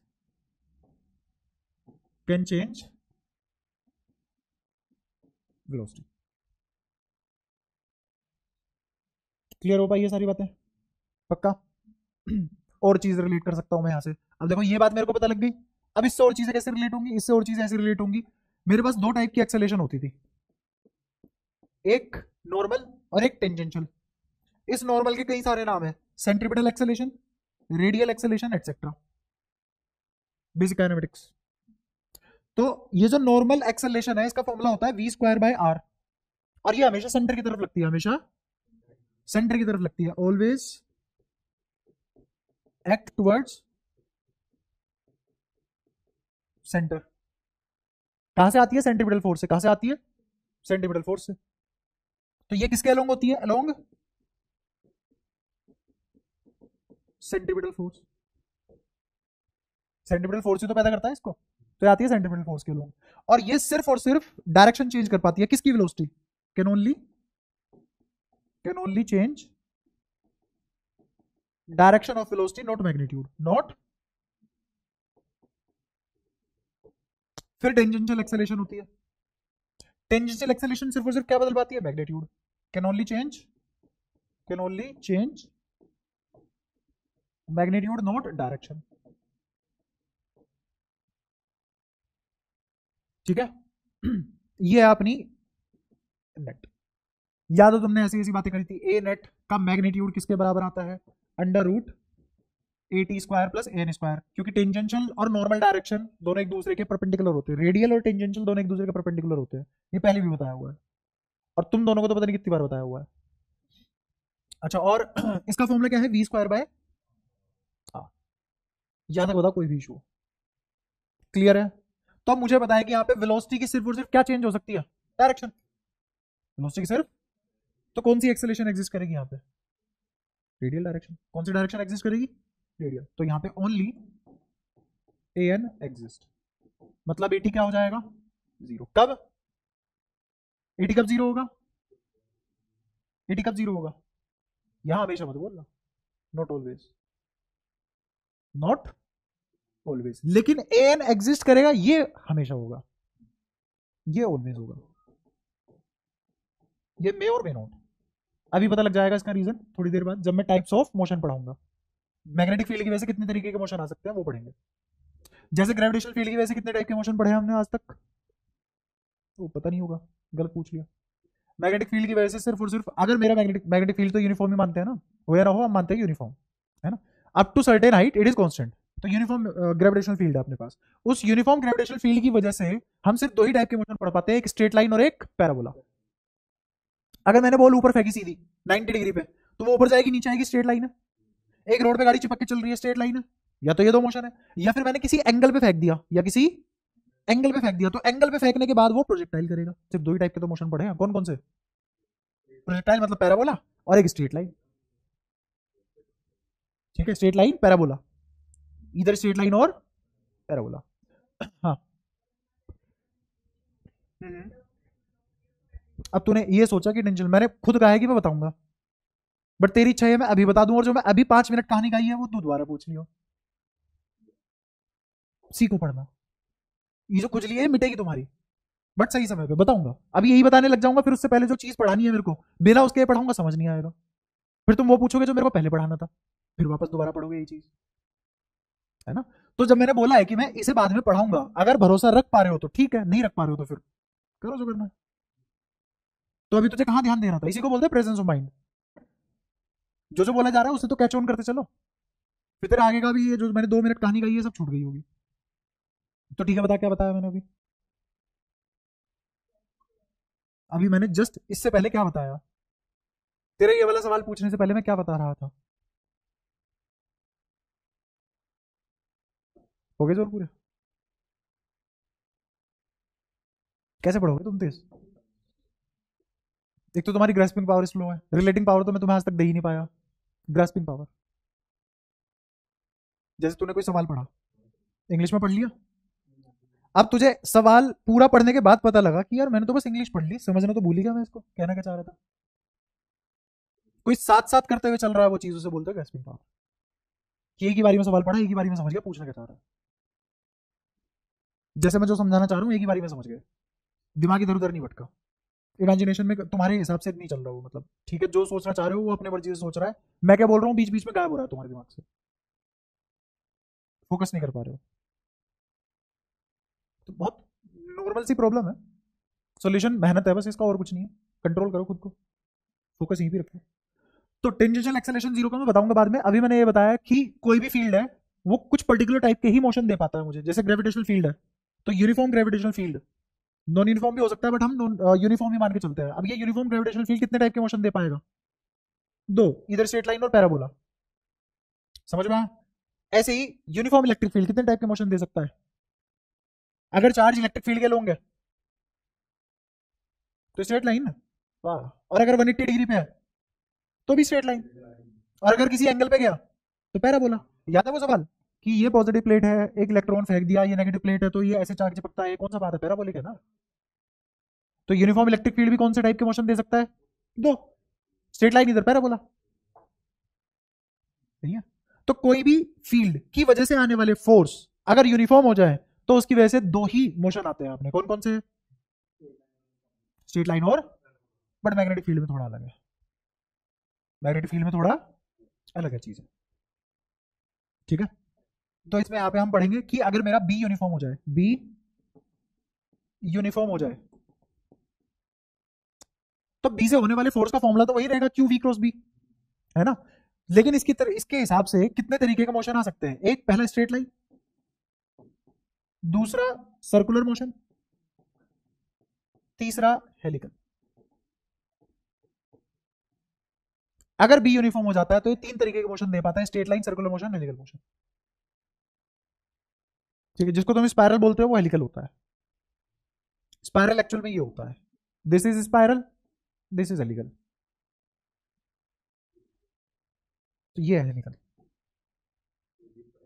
ये स्पाइरल है, ये सर्कुलर मोशन है, सर्कुलर मोशन ये होता है, स्ट्रेट लाइन ये होता है। पहली बार देखा? इसको देख लो, अभी भी शक हो रहा है, कह रहा उल्टा उल्टा तो नहीं बोल रहा। ये स्पाइरल है, जलेबी, मोर्टीन, ये सब देखा है, 2000 की ज्योमेट्री ऑफ स्पाइरल। ठीक है, और जो तुम्हारी वो होती है ना, ये वाली नोटबुक, इसमें जो ये रिंग्स डली हुई है, दिखा,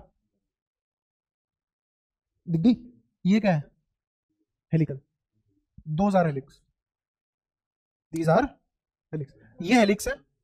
और अगर कोई पार्टिकल ऐसे ऐसे इनके लॉन्ग मूव कर रहा है तो वो हेलिकल मोशन है। ठीक है, और यही पे एक ही प्लेन में अगर ऐसे चीजें गोल गोल घूम रही हैं लेकिन रेडियस बदल रहा है तो वो स्पाइरल, और एक ही प्लेन में अगर रेडियस फिक्स है तो सर्कुलर मोशन, और अगर लाइन सीधी है तो फिर स्ट्रेट लाइन है वो। कोई दिक्कत रहेगा यार? चल बढ़िया, नहीं है सिलेबस में तो पूछना चाहिए।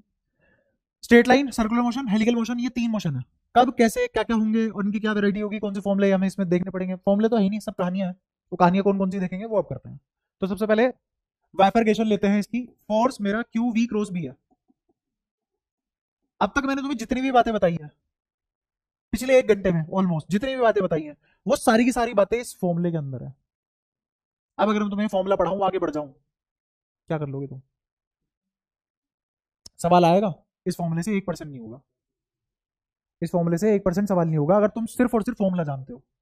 ये फॉर्मूला एक्सप्लेन कर रहा हूं पिछले 1 घंटे से, और यही ताकत होती है मैथ्स की। जो मैंने पिछले 1 घंटे में बोला, मैथ्स उसे एक लाइन में बोल देती है। खेल लो सब है इसके अंदर। हमारी 1 घंटे की वार्तालाप इस फॉर्मूले ने 1 सेकंड में बता रखी है। तुम पहचान पा रहे हो वो अलग बात है। ठीक है, बात कहां से शुरू हुई है? वी क्रॉस बी से, क्रॉस प्रोडक्ट से शुरू हुई है, और आते आते आते आते उससे एक्सेलेरेशन रिलेट हो गई, वेलोसिटी रिलेट हो गई, मैग्नीट्यूड रिलेट हो गया, डायरेक्शन होगी। मुझे ये पता लग गया पावर 0 है, रेट ऑफ डूइंग वर्क 0 है, मुझे ये पता लग गया सिस्टम की एनर्जी के साथ छेड़खानी नहीं हो रही। कितनी सारी बातें पता करने को, और सारी की सारी बातें कौन बता रहा है? ये फॉर्मूला। ठीक है, बट क्योंकि तुमने ये फॉर्मूला नहीं बनाया, मैंने भी नहीं बनाया, तो हम क्या करते हैं, पहले फॉर्मूला लिखते हैं, फिर बताते हैं कि ये फॉर्मूला क्या क्या बता सकता हूं। और जिसने फॉर्मूला बनाया उसने ये सब बातें इकट्ठी करी और उनसे एक कंक्लूजन लिखा। वो कंक्लूजन क्या है? ये फॉर्मूला। सोचो उसका काम कितना मुश्किल रहा होगा, है ना। अच्छा, अभी मैंने एक और चीज और नहीं बताई इसमें कि कुछ बताने वाला था, मैं दिमाग से निकल गया, बढ़िया चीज थी, बतानी चाहिए, क्या था?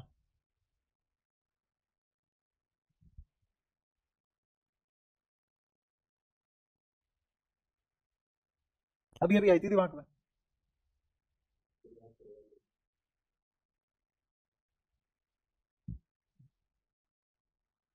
बढ़िया चीज थी, याद आएगी तो बता दूंगा, है ना। मतलब ऐसी मन में बैकग्राउंड में चल रही थी, ये और बता देता हूँ इन्हें, फिर एकदम से वो स्किप हो गई, क्या बताने जा रहा था। खैर, उम्र तो हो ही गई, बुढ़ापा, और क्या। तो एफ क्या, ये बिल्कुल डर भाई, ऐसी बातों से, ये तेरे मतलब की बात थोड़ी ना है। हाँ वही। तो Q V cross B formula लिखा हमने। इस फॉर्मूले में बहुत सारी बातें हैं, वो सारी बहुत सारी बातें हमने करी। उसके बाद सबसे पहली चीज मैं देखना चाहूंगा कि थीटा अगर 0 हो जाए, थीटा 0 होने का मतलब क्या है? V and B are in same direction. अच्छा, इसमें एक और चीज, जैसे इलेक्ट्रोस्टैट में होता था ना कि इलेक्ट्रोस्टैट में क्यू ई किसके बराबर होता था? फोर्स के बराबर। अगर मेरा क्यू पॉजिटिव है तो मेरे को बताओ कि ये मेरा चार्ज किस डायरेक्शन में भागेगा?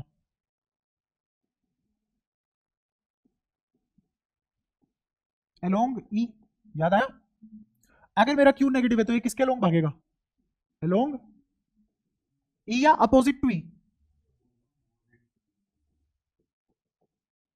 ऐसे ही इधर देखो, ध्यान से देखना, वी क्रॉस बी मुझे किसकी डायरेक्शन बताता है? फोर्स की। तो अगर मेरा वी क्रॉस बी, मान लो क्यू पॉजिटिव है, तो मेरा फोर्स किसके अलोंग होगा? अगर मेरा क्यू पॉजिटिव है, ध्यान से सुनना, अगर मेरा क्यू पॉजिटिव है तो मेरा फोर्स किसके लोग होगा, वी क्रॉस बी के लोग।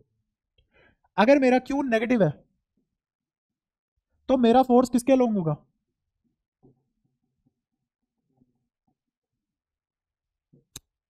इसका मतलब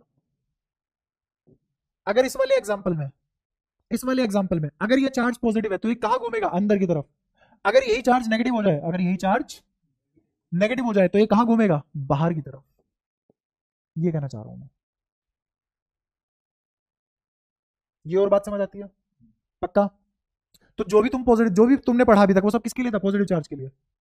और देखो, जैसे मैंने कहा कि यहां पे फोर्स कहां है, अंदर की तरफ, तो ये डायरेक्शन किसके लिए वैलिड है, ये फोर्स किस पे लग रहा है, पॉजिटिव चार्ज पे। अगर ये नेगेटिव चार्ज होता फोर्स कहां लगता, बाहर की तरफ, हाँ सॉरी अंदर की तरफ, ये बाहर की तरफ है तो वो अंदर की तरफ लगता।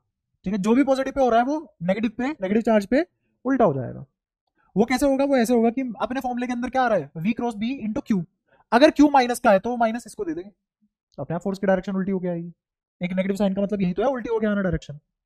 क्लियर है। अच्छा, अगर मेरा थीटा 0 है या मेरा थीटा 180 डिग्री है तो क्या दोनों चार्ज ले लिए मैंने,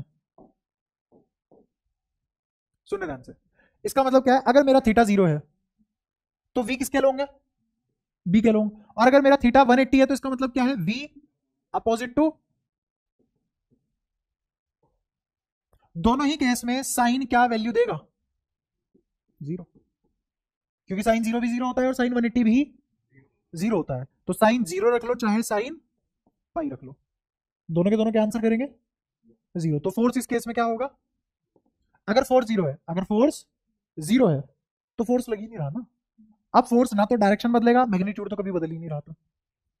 ये फोर्स मैग्नीट्यूड कब नहीं बदल सकता, कभी भी नहीं। ठीक है, इस केस में डायरेक्शन भी नहीं बदल सकता क्योंकि एग्जिस्ट ही नहीं कर रहा। जब है ही 0 तो डायरेक्शन भी कैसे बदल लेगा, तो डायरेक्शन भी नहीं बदलेगी। इसका मतलब, हाँ इसका मतलब मेरा चार्ज स्ट्रेट लाइन मोशन में चलेगा। हाँ, अब मेरी वेलोसिटी ही क्या हो चुकी है, कांस्टेंट वेलोसिटी क्या हो चुकी है, कांस्टेंट वेलोसिटी से दौड़ता हुआ चार्ज, कांस्टेंट वेलोसिटी से दौड़ता हुआ चार्ज मैग्नेटिक फील्ड तो प्रोड्यूस करता है बट फोर्स नहीं आता उससे। सही है, कोई परेशानी, पक्का। तो ये क्या परफॉर्म करेगा, straight line motion. Straight line motion कब तक होगा, जब तक वेलोसिटी कांस्टेंट रहेगी तब तक स्ट्रेट लाइन मोशन है। तो डायरेक्शन चेंज हो रही, स्पीड तो चेंज कर ही नहीं सकता है, स्पीड चेंज हो नहीं रही, डायरेक्शन भी चेंज नहीं हो रही, तो मोशन कांस्टेंट हो गया स्ट्रेट लाइन। जैसा चल रहा था वैसा ही चलता रहेगा, जैसा चल रहा था वैसा ही चलता रहेगा, और यही न्यूटन बोलता है। अगर summation of all the external force 0 हो जाए तो इसकी स्टेट चेंज नहीं होगी, स्टेट चेंज नहीं होगी मतलब मोमेंटम चेंज नहीं होगा, मतलब मोमेंटम चेंज नहीं होगा, तो momentum won't change, momentum won't change. और मोमेंटम क्या होता है, मास इनटू वेलोसिटी मोमेंटम। तो चेंज इन मोमेंटम क्या हो जाएगा, मास तो चेंज हो नहीं रहा अपने सिलेबस में, अपने सिलेबस में क्या चेंज होता है, डेल्टा वी, और डेल्टा वी क्या है, 0, डेल्टा वी 0 तो डेल्टा पी 0। ये हमेशा है सिर्फ इस केस में, अरे इस केस में मैंने पूछा है ऑप्शन देके, ये हमेशा है इस केस में, इस वाले केस में हमेशा, या इस केस में। मेरी गलती, बाकी रिकॉर्डिंग देख लेना, अपने आप पता लग जाएगा तुम कितने पानी में हो।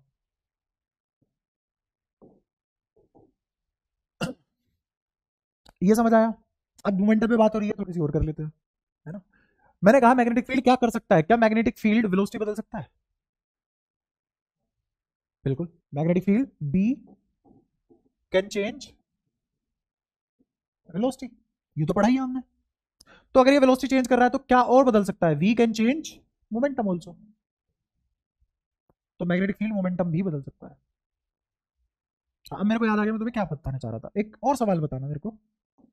मैंने कहा कि मैग्नेटिक फील्ड क्या नहीं बदल पा रहा, सिस्टम की एनर्जी, सिस्टम की एनर्जी में छेड़खानी नहीं कर पा रहा। क्या मैग्नेटिक फील्ड सिस्टम की एनर्जी बढ़ा सकता है, नहीं। क्या मैग्नेटिक फील्ड सिस्टम की एनर्जी घटा सकता है, नहीं। क्या मैग्नेटिक फील्ड सिस्टम की एनर्जी में किसी भी प्रकार की कोई भी छेड़खानी कर सकता है, नहीं।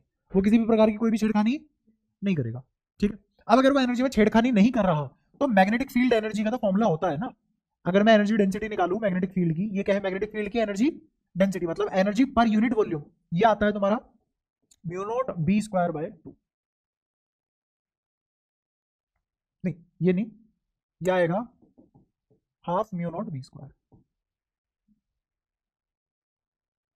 ड्राइव कर लेंगे इसको मैथमेटिकल इंडक्शन में, ज्यादा मुश्किल नहीं है। बट ये तो magnetic field per unit volume आ रहा है, इसका मतलब मैग्नेटिक फील्ड एक एनर्जी स्टोर करता है।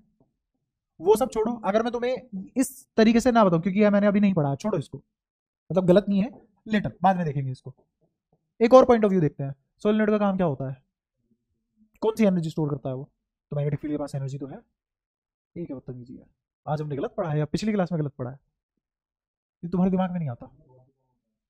किसने कहा बहुत कम होता है।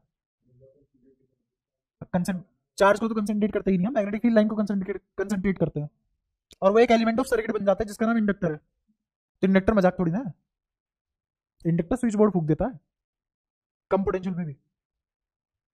जैसे पढ़ोगे तुम इलेक्ट्रोमैग्नेटिक इंडक्शन में, वैसे पर वो अच्छी खासी एनर्जी स्टोर कर लेता है। तो मैग्नेटिक एनर्जी स्टोर तो हो रही है, इसका मतलब मैग्नेटिक एनर्जी है, इसका मतलब मैग्नेटिक फील्ड के पास एनर्जी है। हमने दोनों क्लास में कंटेंट सही पढ़ा है, बस एक चीज है खास जो मैं बताना भूल गया, ये जो हमने पढ़ा है सब आइसोलेटेड चार्ज पार्टिकल के लिए बातें सही है। ये सारी की सारी बातें किसके लिए सही है, और हमारे सिलेबस में वही है। इस चैप्टर में इफेक्ट किसके पढ़ते हैं हम, isolated charge, effect of magnetic field on isolated charge. तो हेडिंग क्या होनी चाहिए तुम्हारी, ये सारे इफेक्ट किस पे हैं, effect of be on isolated charge. तो ये आइसोलेटेड वर्ड बहुत इंपॉर्टेंट है। आइसोलेटेड बोले तो कि उस चार्ज को अपने सराउंडिंग से कोई लेना देना नहीं है, और सराउंडिंग को चार्ज से कोई लेना देना नहीं है। तो जो भी हम पढ़ रहे हैं वो सब किसके लिए पढ़ रहे हैं, क्या जो सोलेनोइड है उसमें बहुत सारा करंट है, बहुत सारी वाइंडिंग्स है, अलग अलग तरीके के चार्ज है, इस चार्ज के बगल में एक और छल्ला है, उस छल्ले में भी चार्ज है, तो पड़ोसी भी आ रहे हैं, मटेरियल की प्रॉपर्टी भी है, तो वो आइसोलेटेड तो नहीं है सिस्टम। हाँ, ये जो भी हम इफेक्ट पढ़ रहे हैं किस पे पढ़ रहे हैं, क्यों, मुझे कैसे पता है आइसोलेटेड चार्ज पे, ये भी बात कहाँ है, इस फॉर्मूले के अंदर। कैसे, इस फॉर्मूले के अंदर कैसे आ गई ये बात, ये वाली बात भी इसी फॉर्मूले के अंदर ऐसे आ गई। ये एक चार्ज लिखा हुआ है, यहाँ पे लेमडा रो सिग्मा नहीं लिखा हुआ, सिस्टम ऑफ चार्ज नहीं लिखा हुआ, क्या लिखा हुआ है, एक चार्ज। एक चार्ज बोले मतलब अकेला चार्ज, अकेला चार्ज बोले मतलब आइसोलेटेड चार्ज। ये भी बात जो मैंने बताई वो भी फॉर्मूले के अंदर है। कितनी सारी बातें हैं इस फॉर्मूले के अंदर, और अभी खत्म कहाँ हुआ, अभी तो और भी बहुत सारी बातें हैं इस एक फॉर्मूले के अंदर। बस समझ पा रहे हो, जिसने ये फॉर्मूला लिखा है क्या ही बुद्धि लगाई होगी। ठीक है, तो इस वाले अप्रोच से ना जाके मैंने सोलेनोइड का अप्रोच बता दिया तुम्हें। तो एनर्जी तो होती है लेकिन वो आइसोलेटेड सिस्टम नहीं है। हम किसकी बात कर रहे हैं, आइसोलेटेड सिस्टम की। कैसे पता, फॉर्मूले में सिर्फ एक ही क्यू आया, उसी क्यू की बात हो रही है। 2 कलाम तो 2 कलाम, 3 कलाम तो 3 कलाम, 3.5 कलाम तो 3.5 कलाम, बात खत्म। -5 कलाम है तो -5 कलाम की ही बात होगी, उसके ऊपर क्या चल रहा है उसकी बातें होंगी, आसपास से उसका क्या इन्फ्लुएंस है उससे कोई मतलब नहीं है। तो सारी बातें किसके लिए की है हमने, आइसोलेटेड चार्ज के लिए। ठीक है, अभी हमारा केस 1 हो गया। केस 1 में क्या पढ़ा हमने कि अगर मेरा एंगल 0 या 180 हो जाए तो मोशन कैसा होगा, स्ट्रेट लाइन, और पार्टिकल जैसा चल रहा है वैसे ही चलता रहेगा। पार्टिकल अगर 5 मीटर पर सेकंड से चल रहा है ईस्ट की तरफ, तो हमेशा ही सदैव ही कैसे चलता रहेगा, 5 मीटर पर सेकंड से ही ईस्ट की तरफ, क्योंकि फोर्स अप्लाई हो ही नहीं सकता उस पर। क्लियर है, तो डायरेक्शन भी नहीं बदलेगी। फोर्स क्या कर सकता था, मैग्नीट्यूड तो वैसे ही नहीं बदल सकता था, डायरेक्शन बदल सकता था, वो भी छीन लिया, बचे क्या बेचारे के पास। सारी बातें क्लियर है, पक्का। अब अगला केस, अब एंगल लेंगे हम 90 डिग्री। ये जो थीटा है ये किस किस के बीच का एंगल होता है, थीटा किस किस के बीच का एंगल है, वी और बी। वी क्रॉस बी में साइन थीटा जो आता है तो किस किस के बीच का एंगल होगा, ए क्रॉस बी में जो ए बी साइन थीटा आता है वो थीटा किस किस के बीच का एंगल है, ए और बी के बीच का। ठीक है, अच्छा अगर थीटा 90 डिग्री हो जाए तो क्या होगा, तो थीटा 90 डिग्री करने के लिए मुझे क्या करना पड़ेगा, मैग्नेटिक फील्ड के परपेंडिकुलरली चार्ज को एंटर कराना पड़ेगा। मतलब मेरा v must be perpendicular to b, v must be perpendicular to b। तो b मैंने ऐसे ले लिया क्रॉस, अंदर जाता हुआ मैग्नेटिक फील्ड। कैसा है मैग्नेटिक फील्ड, यूनिफॉर्म। क्यों, क्योंकि हम यूनिफॉर्म ही पढ़ सकते हैं। हमने जो भी चीजें पढ़ी वो किसके लिए पढ़ी, यूनिफॉर्म इलेक्ट्रिक फील्ड से पढ़ी। जो भी चीजें पढ़ी वो 11th क्लास में कहां से पढ़ी, यूनिफॉर्म ग्रेविटेशन फील्ड से पढ़ी। ऐसे यहाँ पे जो भी पढ़ेंगे वो किसके हिसाब से पढ़ेंगे, यूनिफॉर्म मैग्नेटिक फील्ड से। और हमें जनरेट करना आता है मैग्नेटिक फील्ड। तो यूनिफॉर्म मैग्नेटिक फील्ड जनरेट हुआ, लगा दिया, बोर्ड के अंदर की तरफ जा रहा है, ये डायरेक्शन है किसकी, बी की। अब इसमें चार्ज एंटर करेगा, बताओ ऊपर से नीचे से, राइट से लेफ्ट से, कहां से एंटर करवाऊं, तुम्हारी मर्जी है, जल्दी बोलो चार्ज कहां से एंटर किया जाए,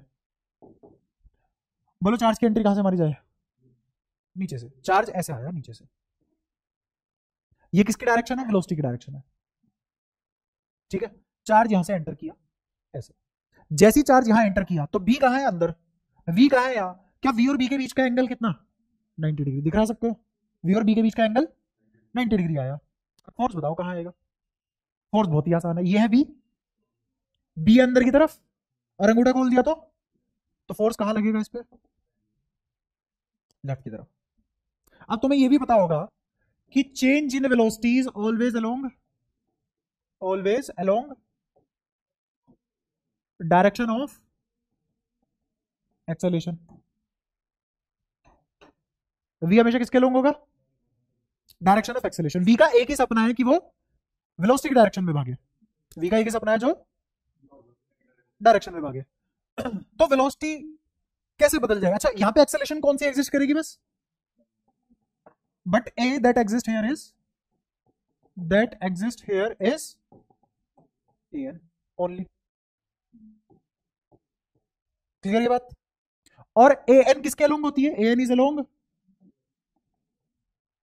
कौन सा है, कंजर्वेटिव फोर्स है या सेंट्रीपिटल फोर्स है, सेंट्रीपिटल फोर्स है, तो रेडियल डायरेक्शन में होगी, एक्सेलेरेशन कहां होगी, रेडियल डायरेक्शन में।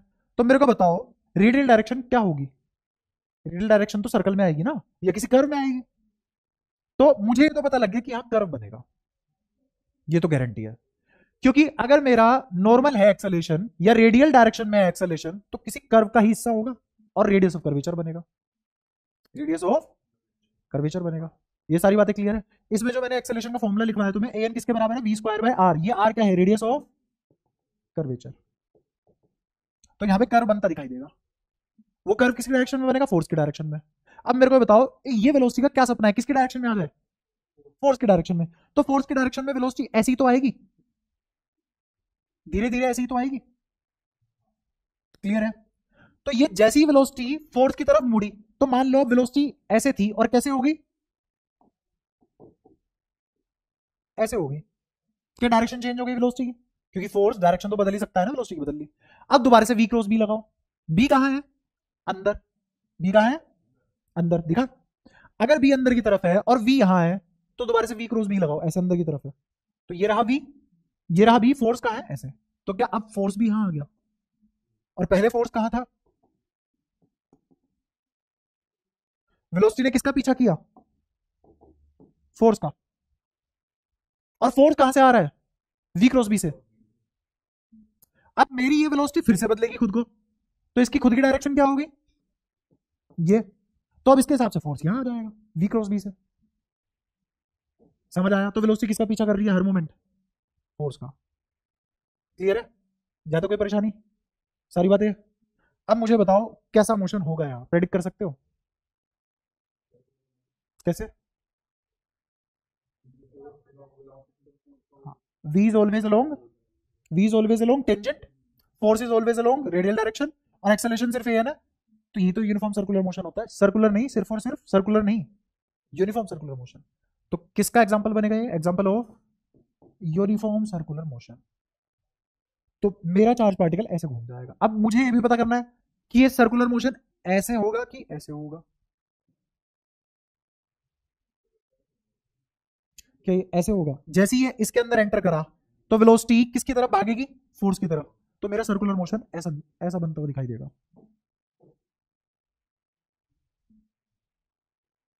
समझ आया, ये डायरेक्शन है। तो मेरा चार्ज पार्टिकल कैसे घूमेगा, clockwise anti clockwise, anti clockwise. अगर यही चार्ज मेरा नेगेटिव हो जाता तो कैसे घूमता, फिर ये कैसे घूमता, ये ऐसे घूम जाता, समझ आया।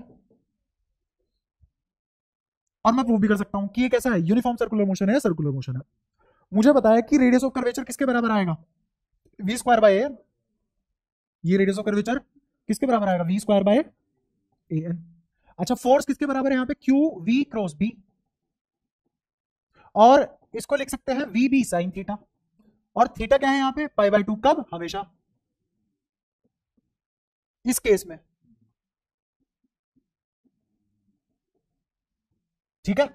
अच्छा तो अगर ये हमेशा ये है तो क्या लिखा जाएगा, क्यू वी बी, ये तो फोर्स है, तो एक्सेलेरेशन क्या होगा, divided by mass, mass of this charge, clear है। तो क्या यही तो acceleration V square by R है, यही एक्सेलेरेशन किसके बराबर है, वी स्क्वायर बाय आर। ध्यान से देखना, एक वी से एक वी, वंदे मातरम, तो वी बाय आर किसके बराबर आया, Q B by M, V by R किसके बराबर, क्यू बी बाय एम, एक वी से एक वी काट दिया ना। तो अब क्या तुम यहां से रेडियस ऑफ कर्वेचर निकाल पाओगे, बोलो कितना, आर उधर, ये क्या लिखा जाएगा, M V by Q B, बहुत ही तुरंत आया, बोला था टाइम बता के आना, आधा घंटा। ये क्या आया, रेडियस ऑफ कर्वेचर, कोई परेशानी यहां तक। तो ये radius of curvature, mass fix, velocity की सिर्फ और सिर्फ क्या चेंज हो सकती थी, डायरेक्शन, मैग्नीट्यूड तो चेंज नहीं हुआ, क्यू फिक्स है, बी यूनिफॉर्म रखा है, तो आर कैसे बदल जाएगा, आर की डायरेक्शन बदलती है बट मैग्नीट्यूड नहीं बदलेगा, तो इसका मतलब क्या बनेगा, ये ट्राजेक्टरी सर्कुलर मोशन की बनेगी। ऐसी कौन सी फिगर है जिसका रेडियस ऑफ कर्वेचर का मैग्नीट्यूड फिक्स होता है, सर्कल, तो इसलिए सर्कुलर मोशन है। हम्म, हाँ यही रीजन है उसका, क्योंकि हमने परपेंडिकुलरली एंटर करवाया था, ठीक है। तो ये सेकंड केस का एग्जांपल बना था कि थीटा 90 है, हमने 90 डिग्री पे एंटर करवाया, केस सारी बात समझ में आई है। आर किसके बराबर आया, M V by Q B, clear. अच्छा यहां से वेलोसिटी किसके बराबर आ जाएगी, और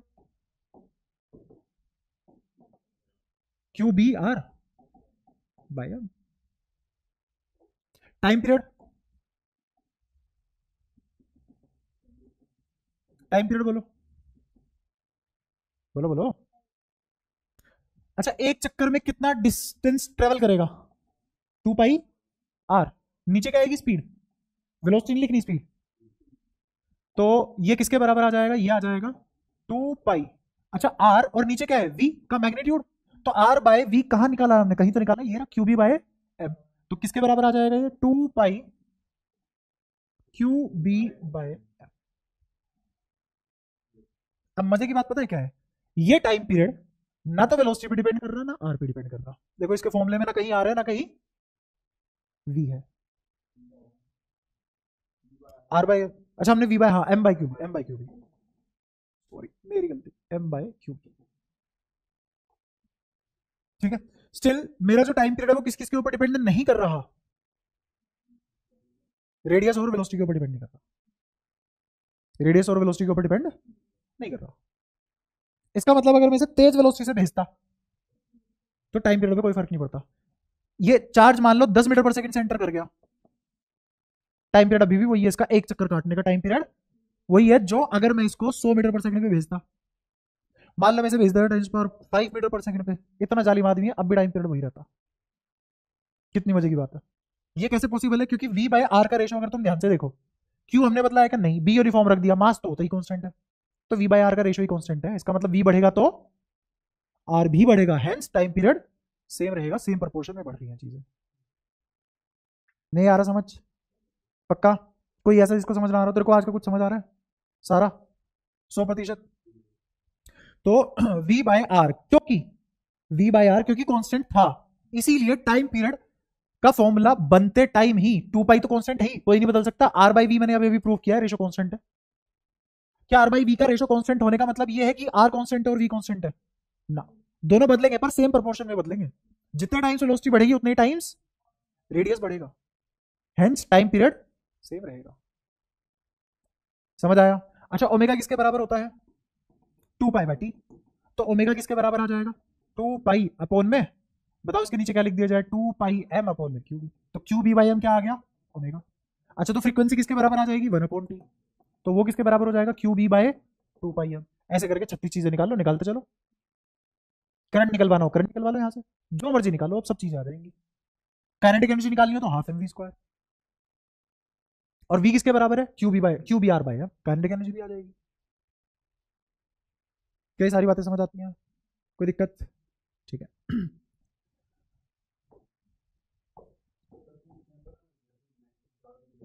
हम्म, कैसे लगेगा फोर्स इस साइड? बताते हैं। फोर्स किसके बराबर है? क्यू वी क्रॉस बी के बराबर है। अच्छा, वी क्रॉस बी की डायरेक्शन क्या आई? लेफ्टवर्ड। तो माइनस वी क्रॉस बी की डायरेक्शन क्या आएगी? राइटवर्ड। वो क्यों आई? क्योंकि चार्ज नेगेटिव लिया था, तो राइटवर्ड आ गई ना फोर्स की डायरेक्शन। हाँ, राइटवर्ड आ जाएगी। इसके लिए फोर्स की डायरेक्शन कैसी होगी? Rightward for negative Q. ठीक है, और बताओ, और कुछ पूछना हो इसमें? बिल्कुल, कोई दिक्कत? पूछना हो कुछ? आगे बढ़े। अब इसको भी मैं कुछ हिस्सों में बांट सकता हूँ। इस केस के और फर्दर केस बन सकते हैं।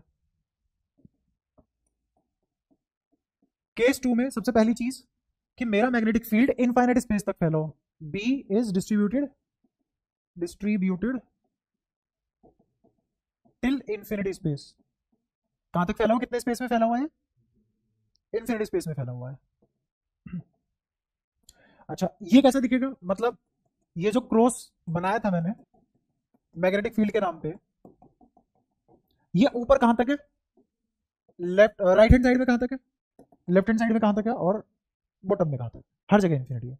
तो जो हमने अभी पढ़ा वो यही केस था, दोबारा पढ़ाने की जरूरत तो नहीं है, ऑलरेडी डन।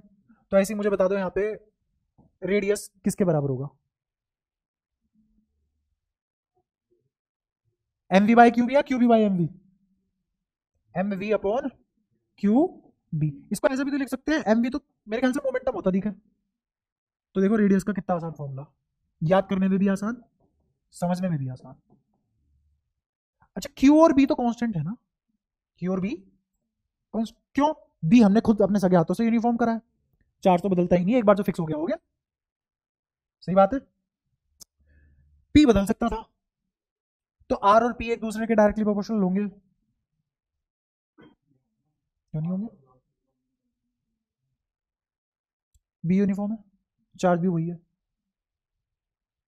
तो मान लो मैंने कोई चार्ज लिया जिसका मास अलग है, चार्ज 4 गुलाम लिया, मास है 2 ग्राम, चार्ज 4 गुलाम लिया, मास है 1.5 ग्राम, तो मास तो अलग अलग हो सकते हैं ना, चार्ज सेम हो सकता है। तो ये तो दोनों हमने अपने हाथों से फिक्स कर रखे हैं। तो क्या रेडियस और अपना क्या मोमेंटम दोनों सेम प्रोपोर्शनैलिटी में है। इसका मतलब यहां से ये बात की जा सकती है कि R1 अपोन में R2 बराबर P1 अपोन में P2। बोलो कोई दिक्कत? सारी बातें क्लियर है?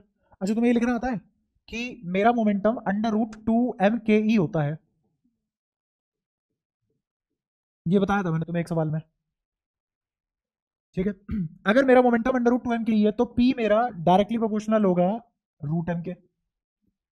ये कैसे पता? एकदम कैसे लिख दिया मैंने? दो को दुनिया में कोई नहीं बदल पाया, और मैग्नेटिक फील्ड काइनेटिक एनर्जी में कोई छेड़खानी नहीं कर सकता। तो काइनेटिक एनर्जी और दो तो भूल जाओ, कोई चीज भी है, बचा कौन? मास। तो momentum is directly proportional to mass. तो इसका मतलब क्या मैं लिख सकता हूं? P1 upon P2 is equal to √m1 upon m2।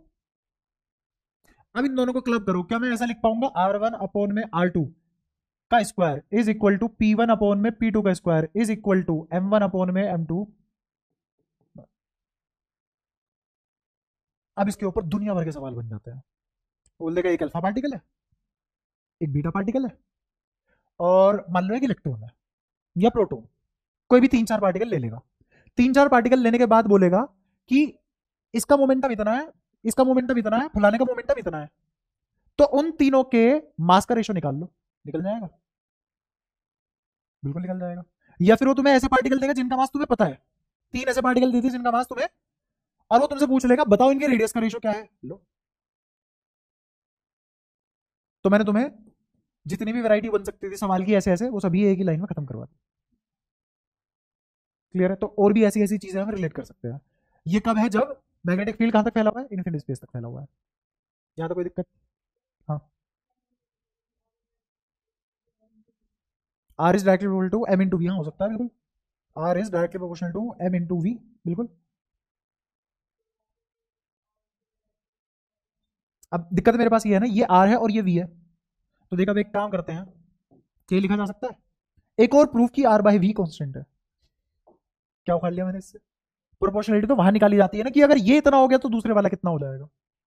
यहां तो मैं निकाल ही नहीं पा रहा, इसलिए इस वाले फॉर्म में से नहीं करा मैंने। ठीक है, एस तो इसी में देख, m1 स्क्वायर अपॉन में v1 square, how can it be directly proportional to m1, इसीलिए उसको मोमेंटम के पैकेट में छोड़ दिया मैंने। क्लियर? तो ये पहले केस की पहली बात क्लियर है। अब दूसरे केस, मतलब केस 2 के ही दूसरी वाली बात करते हैं। दूसरी वाली बात में ये होगा कि मैग्नेटिक फील्ड एक तरफ तो फैला हुआ है, दूसरी तरफ नहीं फैला हुआ, मतलब सेमी इंफिनिटी स्पेस तक फैला हुआ है। B distribution is till semi infinity. इसका मतलब क्या हो गया?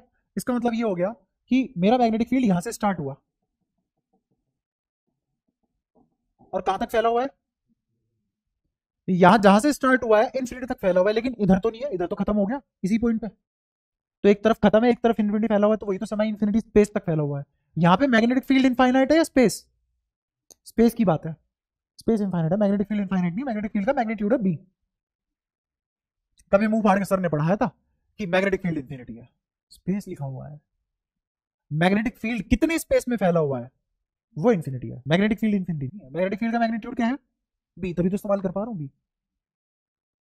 तो ये जो मैंने क्लासिफिकेशन की है केस 2 की, किसके बेसिस पे कर रहा हूं कि फील्ड डिस्ट्रीब्यूशन ओवर स्पेस क्या है।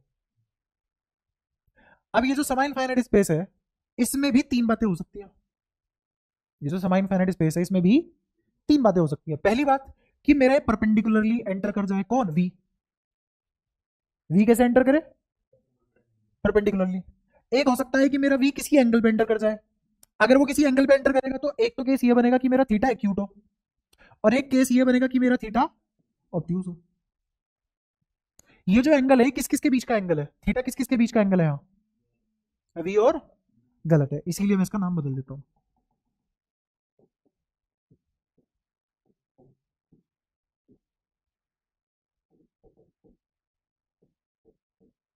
ये इस लाइन और वी के बीच का एंगल है। बी और वी के बीच का एंगल अभी भी कितना है? कैसे? बी अभी भी कहां है और वी कौन से प्लेन में है? X Y. तो तुम कैसे कह सकते हो कि यहाँ पे थीटा 90 नहीं है? थीटा, और केस 2 में तो थीटा 90 ले रहे हैं हम। ये जो मैंने एंगल बनाया है अल्फा, ये किस किस के बीच का एंगल है? जहां से फील्ड स्टार्ट हुआ उस लाइन का, और उस लाइन पे वेलोसिटी का एंगल बनाएगी, उनके बीच का एंगल है ये। ऐसा तो नहीं हो रहा इंफॉर्मेशन बहुत ज्यादा हो रही है, मट्टी पलीत हो गई है, हम तो पिछला ही नहीं समझ पा रहे थे, ये कहां से समझ ले? ऐसा तो कुछ नहीं है, चंद बातें ही करी हमने, ज्यादा कुछ नहीं करा है। हाँ, तो अब आगे कार्यक्रम शुरू करते हैं, सुनना ध्यान से। अगर मेरा वी ऐसे एंटर करेगा तो देखो मैग्नेटिक फील्ड ऐसे है, इमेजिन करो मैग्नेटिक फील्ड उस दीवार से मेरी तरफ आता हुआ, सही बात है। और इस साइड से कौन एंटर कर रहा है? इस वाली दीवार से कौन एंटर कर रहा है? वेलोसिटी, चार्ज एंटर कर रहा है। क्लियर है?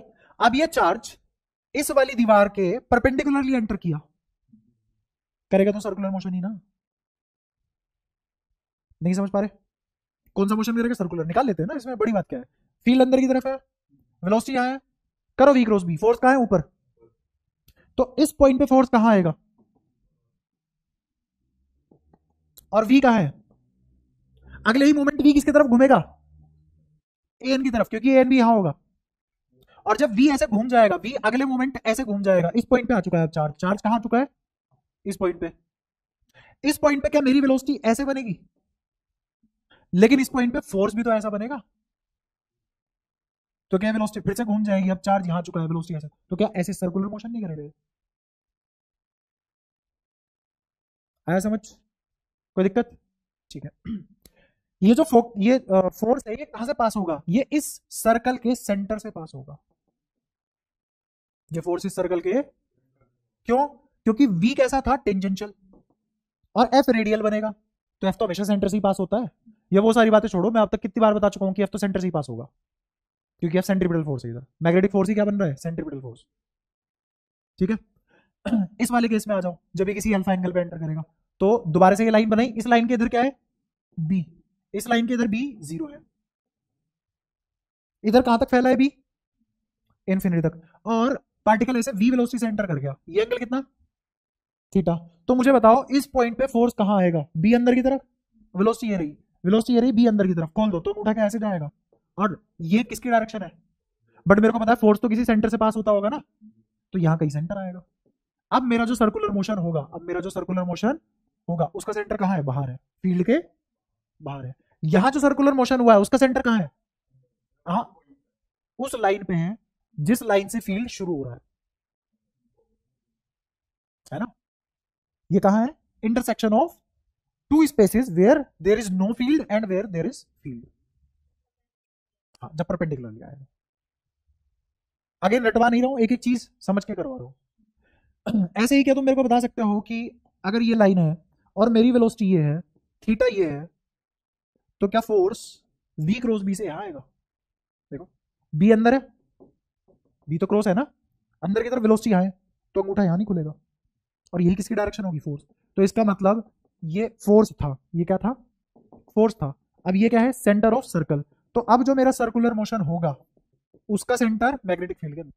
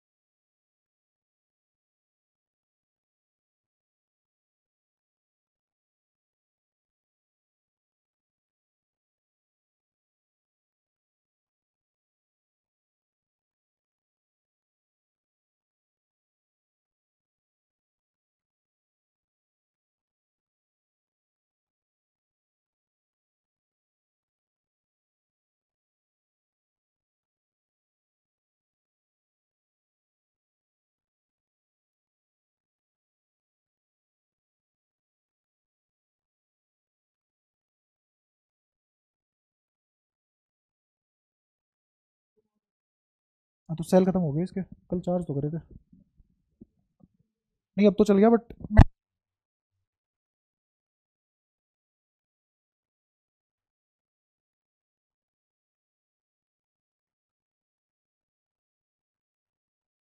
जो मैंने आज पढ़ा है दिमाग में रखना, बस ये लास्ट चीज चल रही है एक्सप्रेशन। कोई नहीं कोई नहीं देखो तुम, यहां से जो भी लाइन निकलेगी, इस पॉइंट से जो भी लाइन निकलेगी वो क्या होगी, रेडियस, क्योंकि टेंजेंट के परपेंडिकुलर जो भी होता है वो रेडियस होगा। तो जहां ये दो पीली लाइन कन्वर्ज होगी वही क्या होगा। और मैंने कहा सेंटर पे मान लो अल्फा एंगल बन गया, सेंटर पे कितना एंगल बन गया, अल्फा, इसको छोड़ो, सेंटर पे कितना एंगल बना, क्या ये 90 डिग्री होगा, ये अल्फा है और ये आर है, तो क्या आर साइन अल्फा होगा।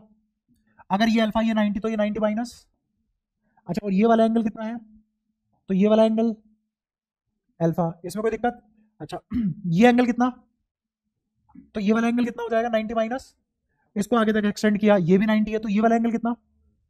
अब मुझे डिफ्लेक्शन निकालनी थी, तो डिफ्लेक्शन निकालने के लिए इस वाली वेलोसिटी को उठा के कहां रख दूं, यहां, और फाइनल वेलोसिटी क्या है ये, तो इन दोनों के बीच की वेलोसिटी, दोनों वेलोसिटी के बीच का एंगल कितना बना, अल्फा, तो ये वेलोसिटी कितनी घूम गई, तो मेरा पार्टिकल कितना डिफ्लेक्ट हो गया, डिफ्लेक्शन आ गई, ठीक है।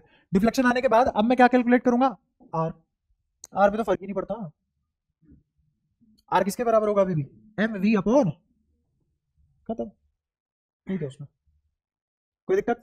ऐसी टाइम पीरियड भी निकाल सकते हो, किसके बराबर आएगा, बोलो टी अपॉन 2 पाई इंटू जो भी यहाँ पे अल्फा थीटा जो भी होगा, यहाँ पे भी कोई इशू नहीं है। और बताओ और क्या निकालना चाहते हो तुम, वेलोसिटी वगैरह सब आ जाएगी इसमें। नहीं अब आर की वैल्यू डी नहीं है, डी से बड़ी है, अब आर की भी वैल्यू डी से बड़ी है, हाँ वेलोसिटी बढ़ाने की वजह से, क्योंकि वेलोसिटी बढ़ी तो रेडियस भी बढ़ा, ठीक है कोई दिक्कत। अब जो जो मैंने कॉन्सेप्ट पढ़ा दिए उनसे बाहर मुश्किल ही सवाल बनेगा, यहाँ का छोड़ो किसी भी एग्जाम का। अब हमारा एक लास्ट केस रह गया, थर्ड केस, थर्ड केस में क्या पढ़ते हैं हम, भी 3 टाइप के मोशन थे, पहला पढ़ लिया हमने स्ट्रेट लाइन, दूसरा क्या पढ़ लिया सर्कुलर मोशन उसकी सारी वेरिएशन, तीसरा क्या है हेलिकल, बस हेलिकल होते ही अपने इफेक्ट खत्म, ठीक है क्या, नहीं नहीं वो अगली क्लास में करेंगे, ठीक है, वरना तुम फिर आओगे नहीं कभी भी। नमस्ते, हाँ हाँ,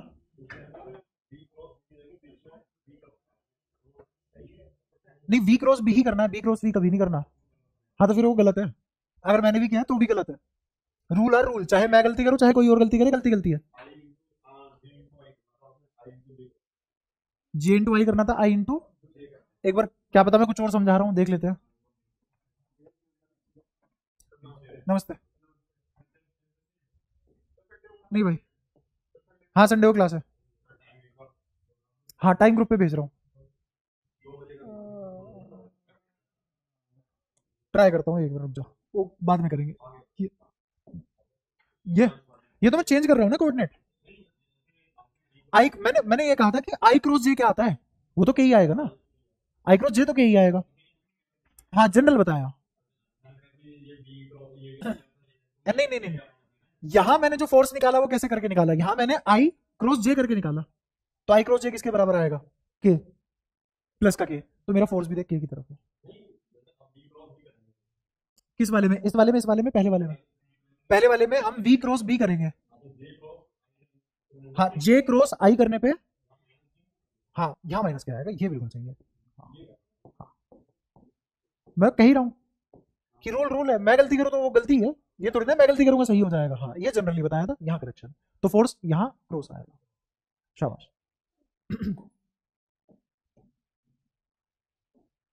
सेव कर लिए थे हमने, नहीं ठीक है।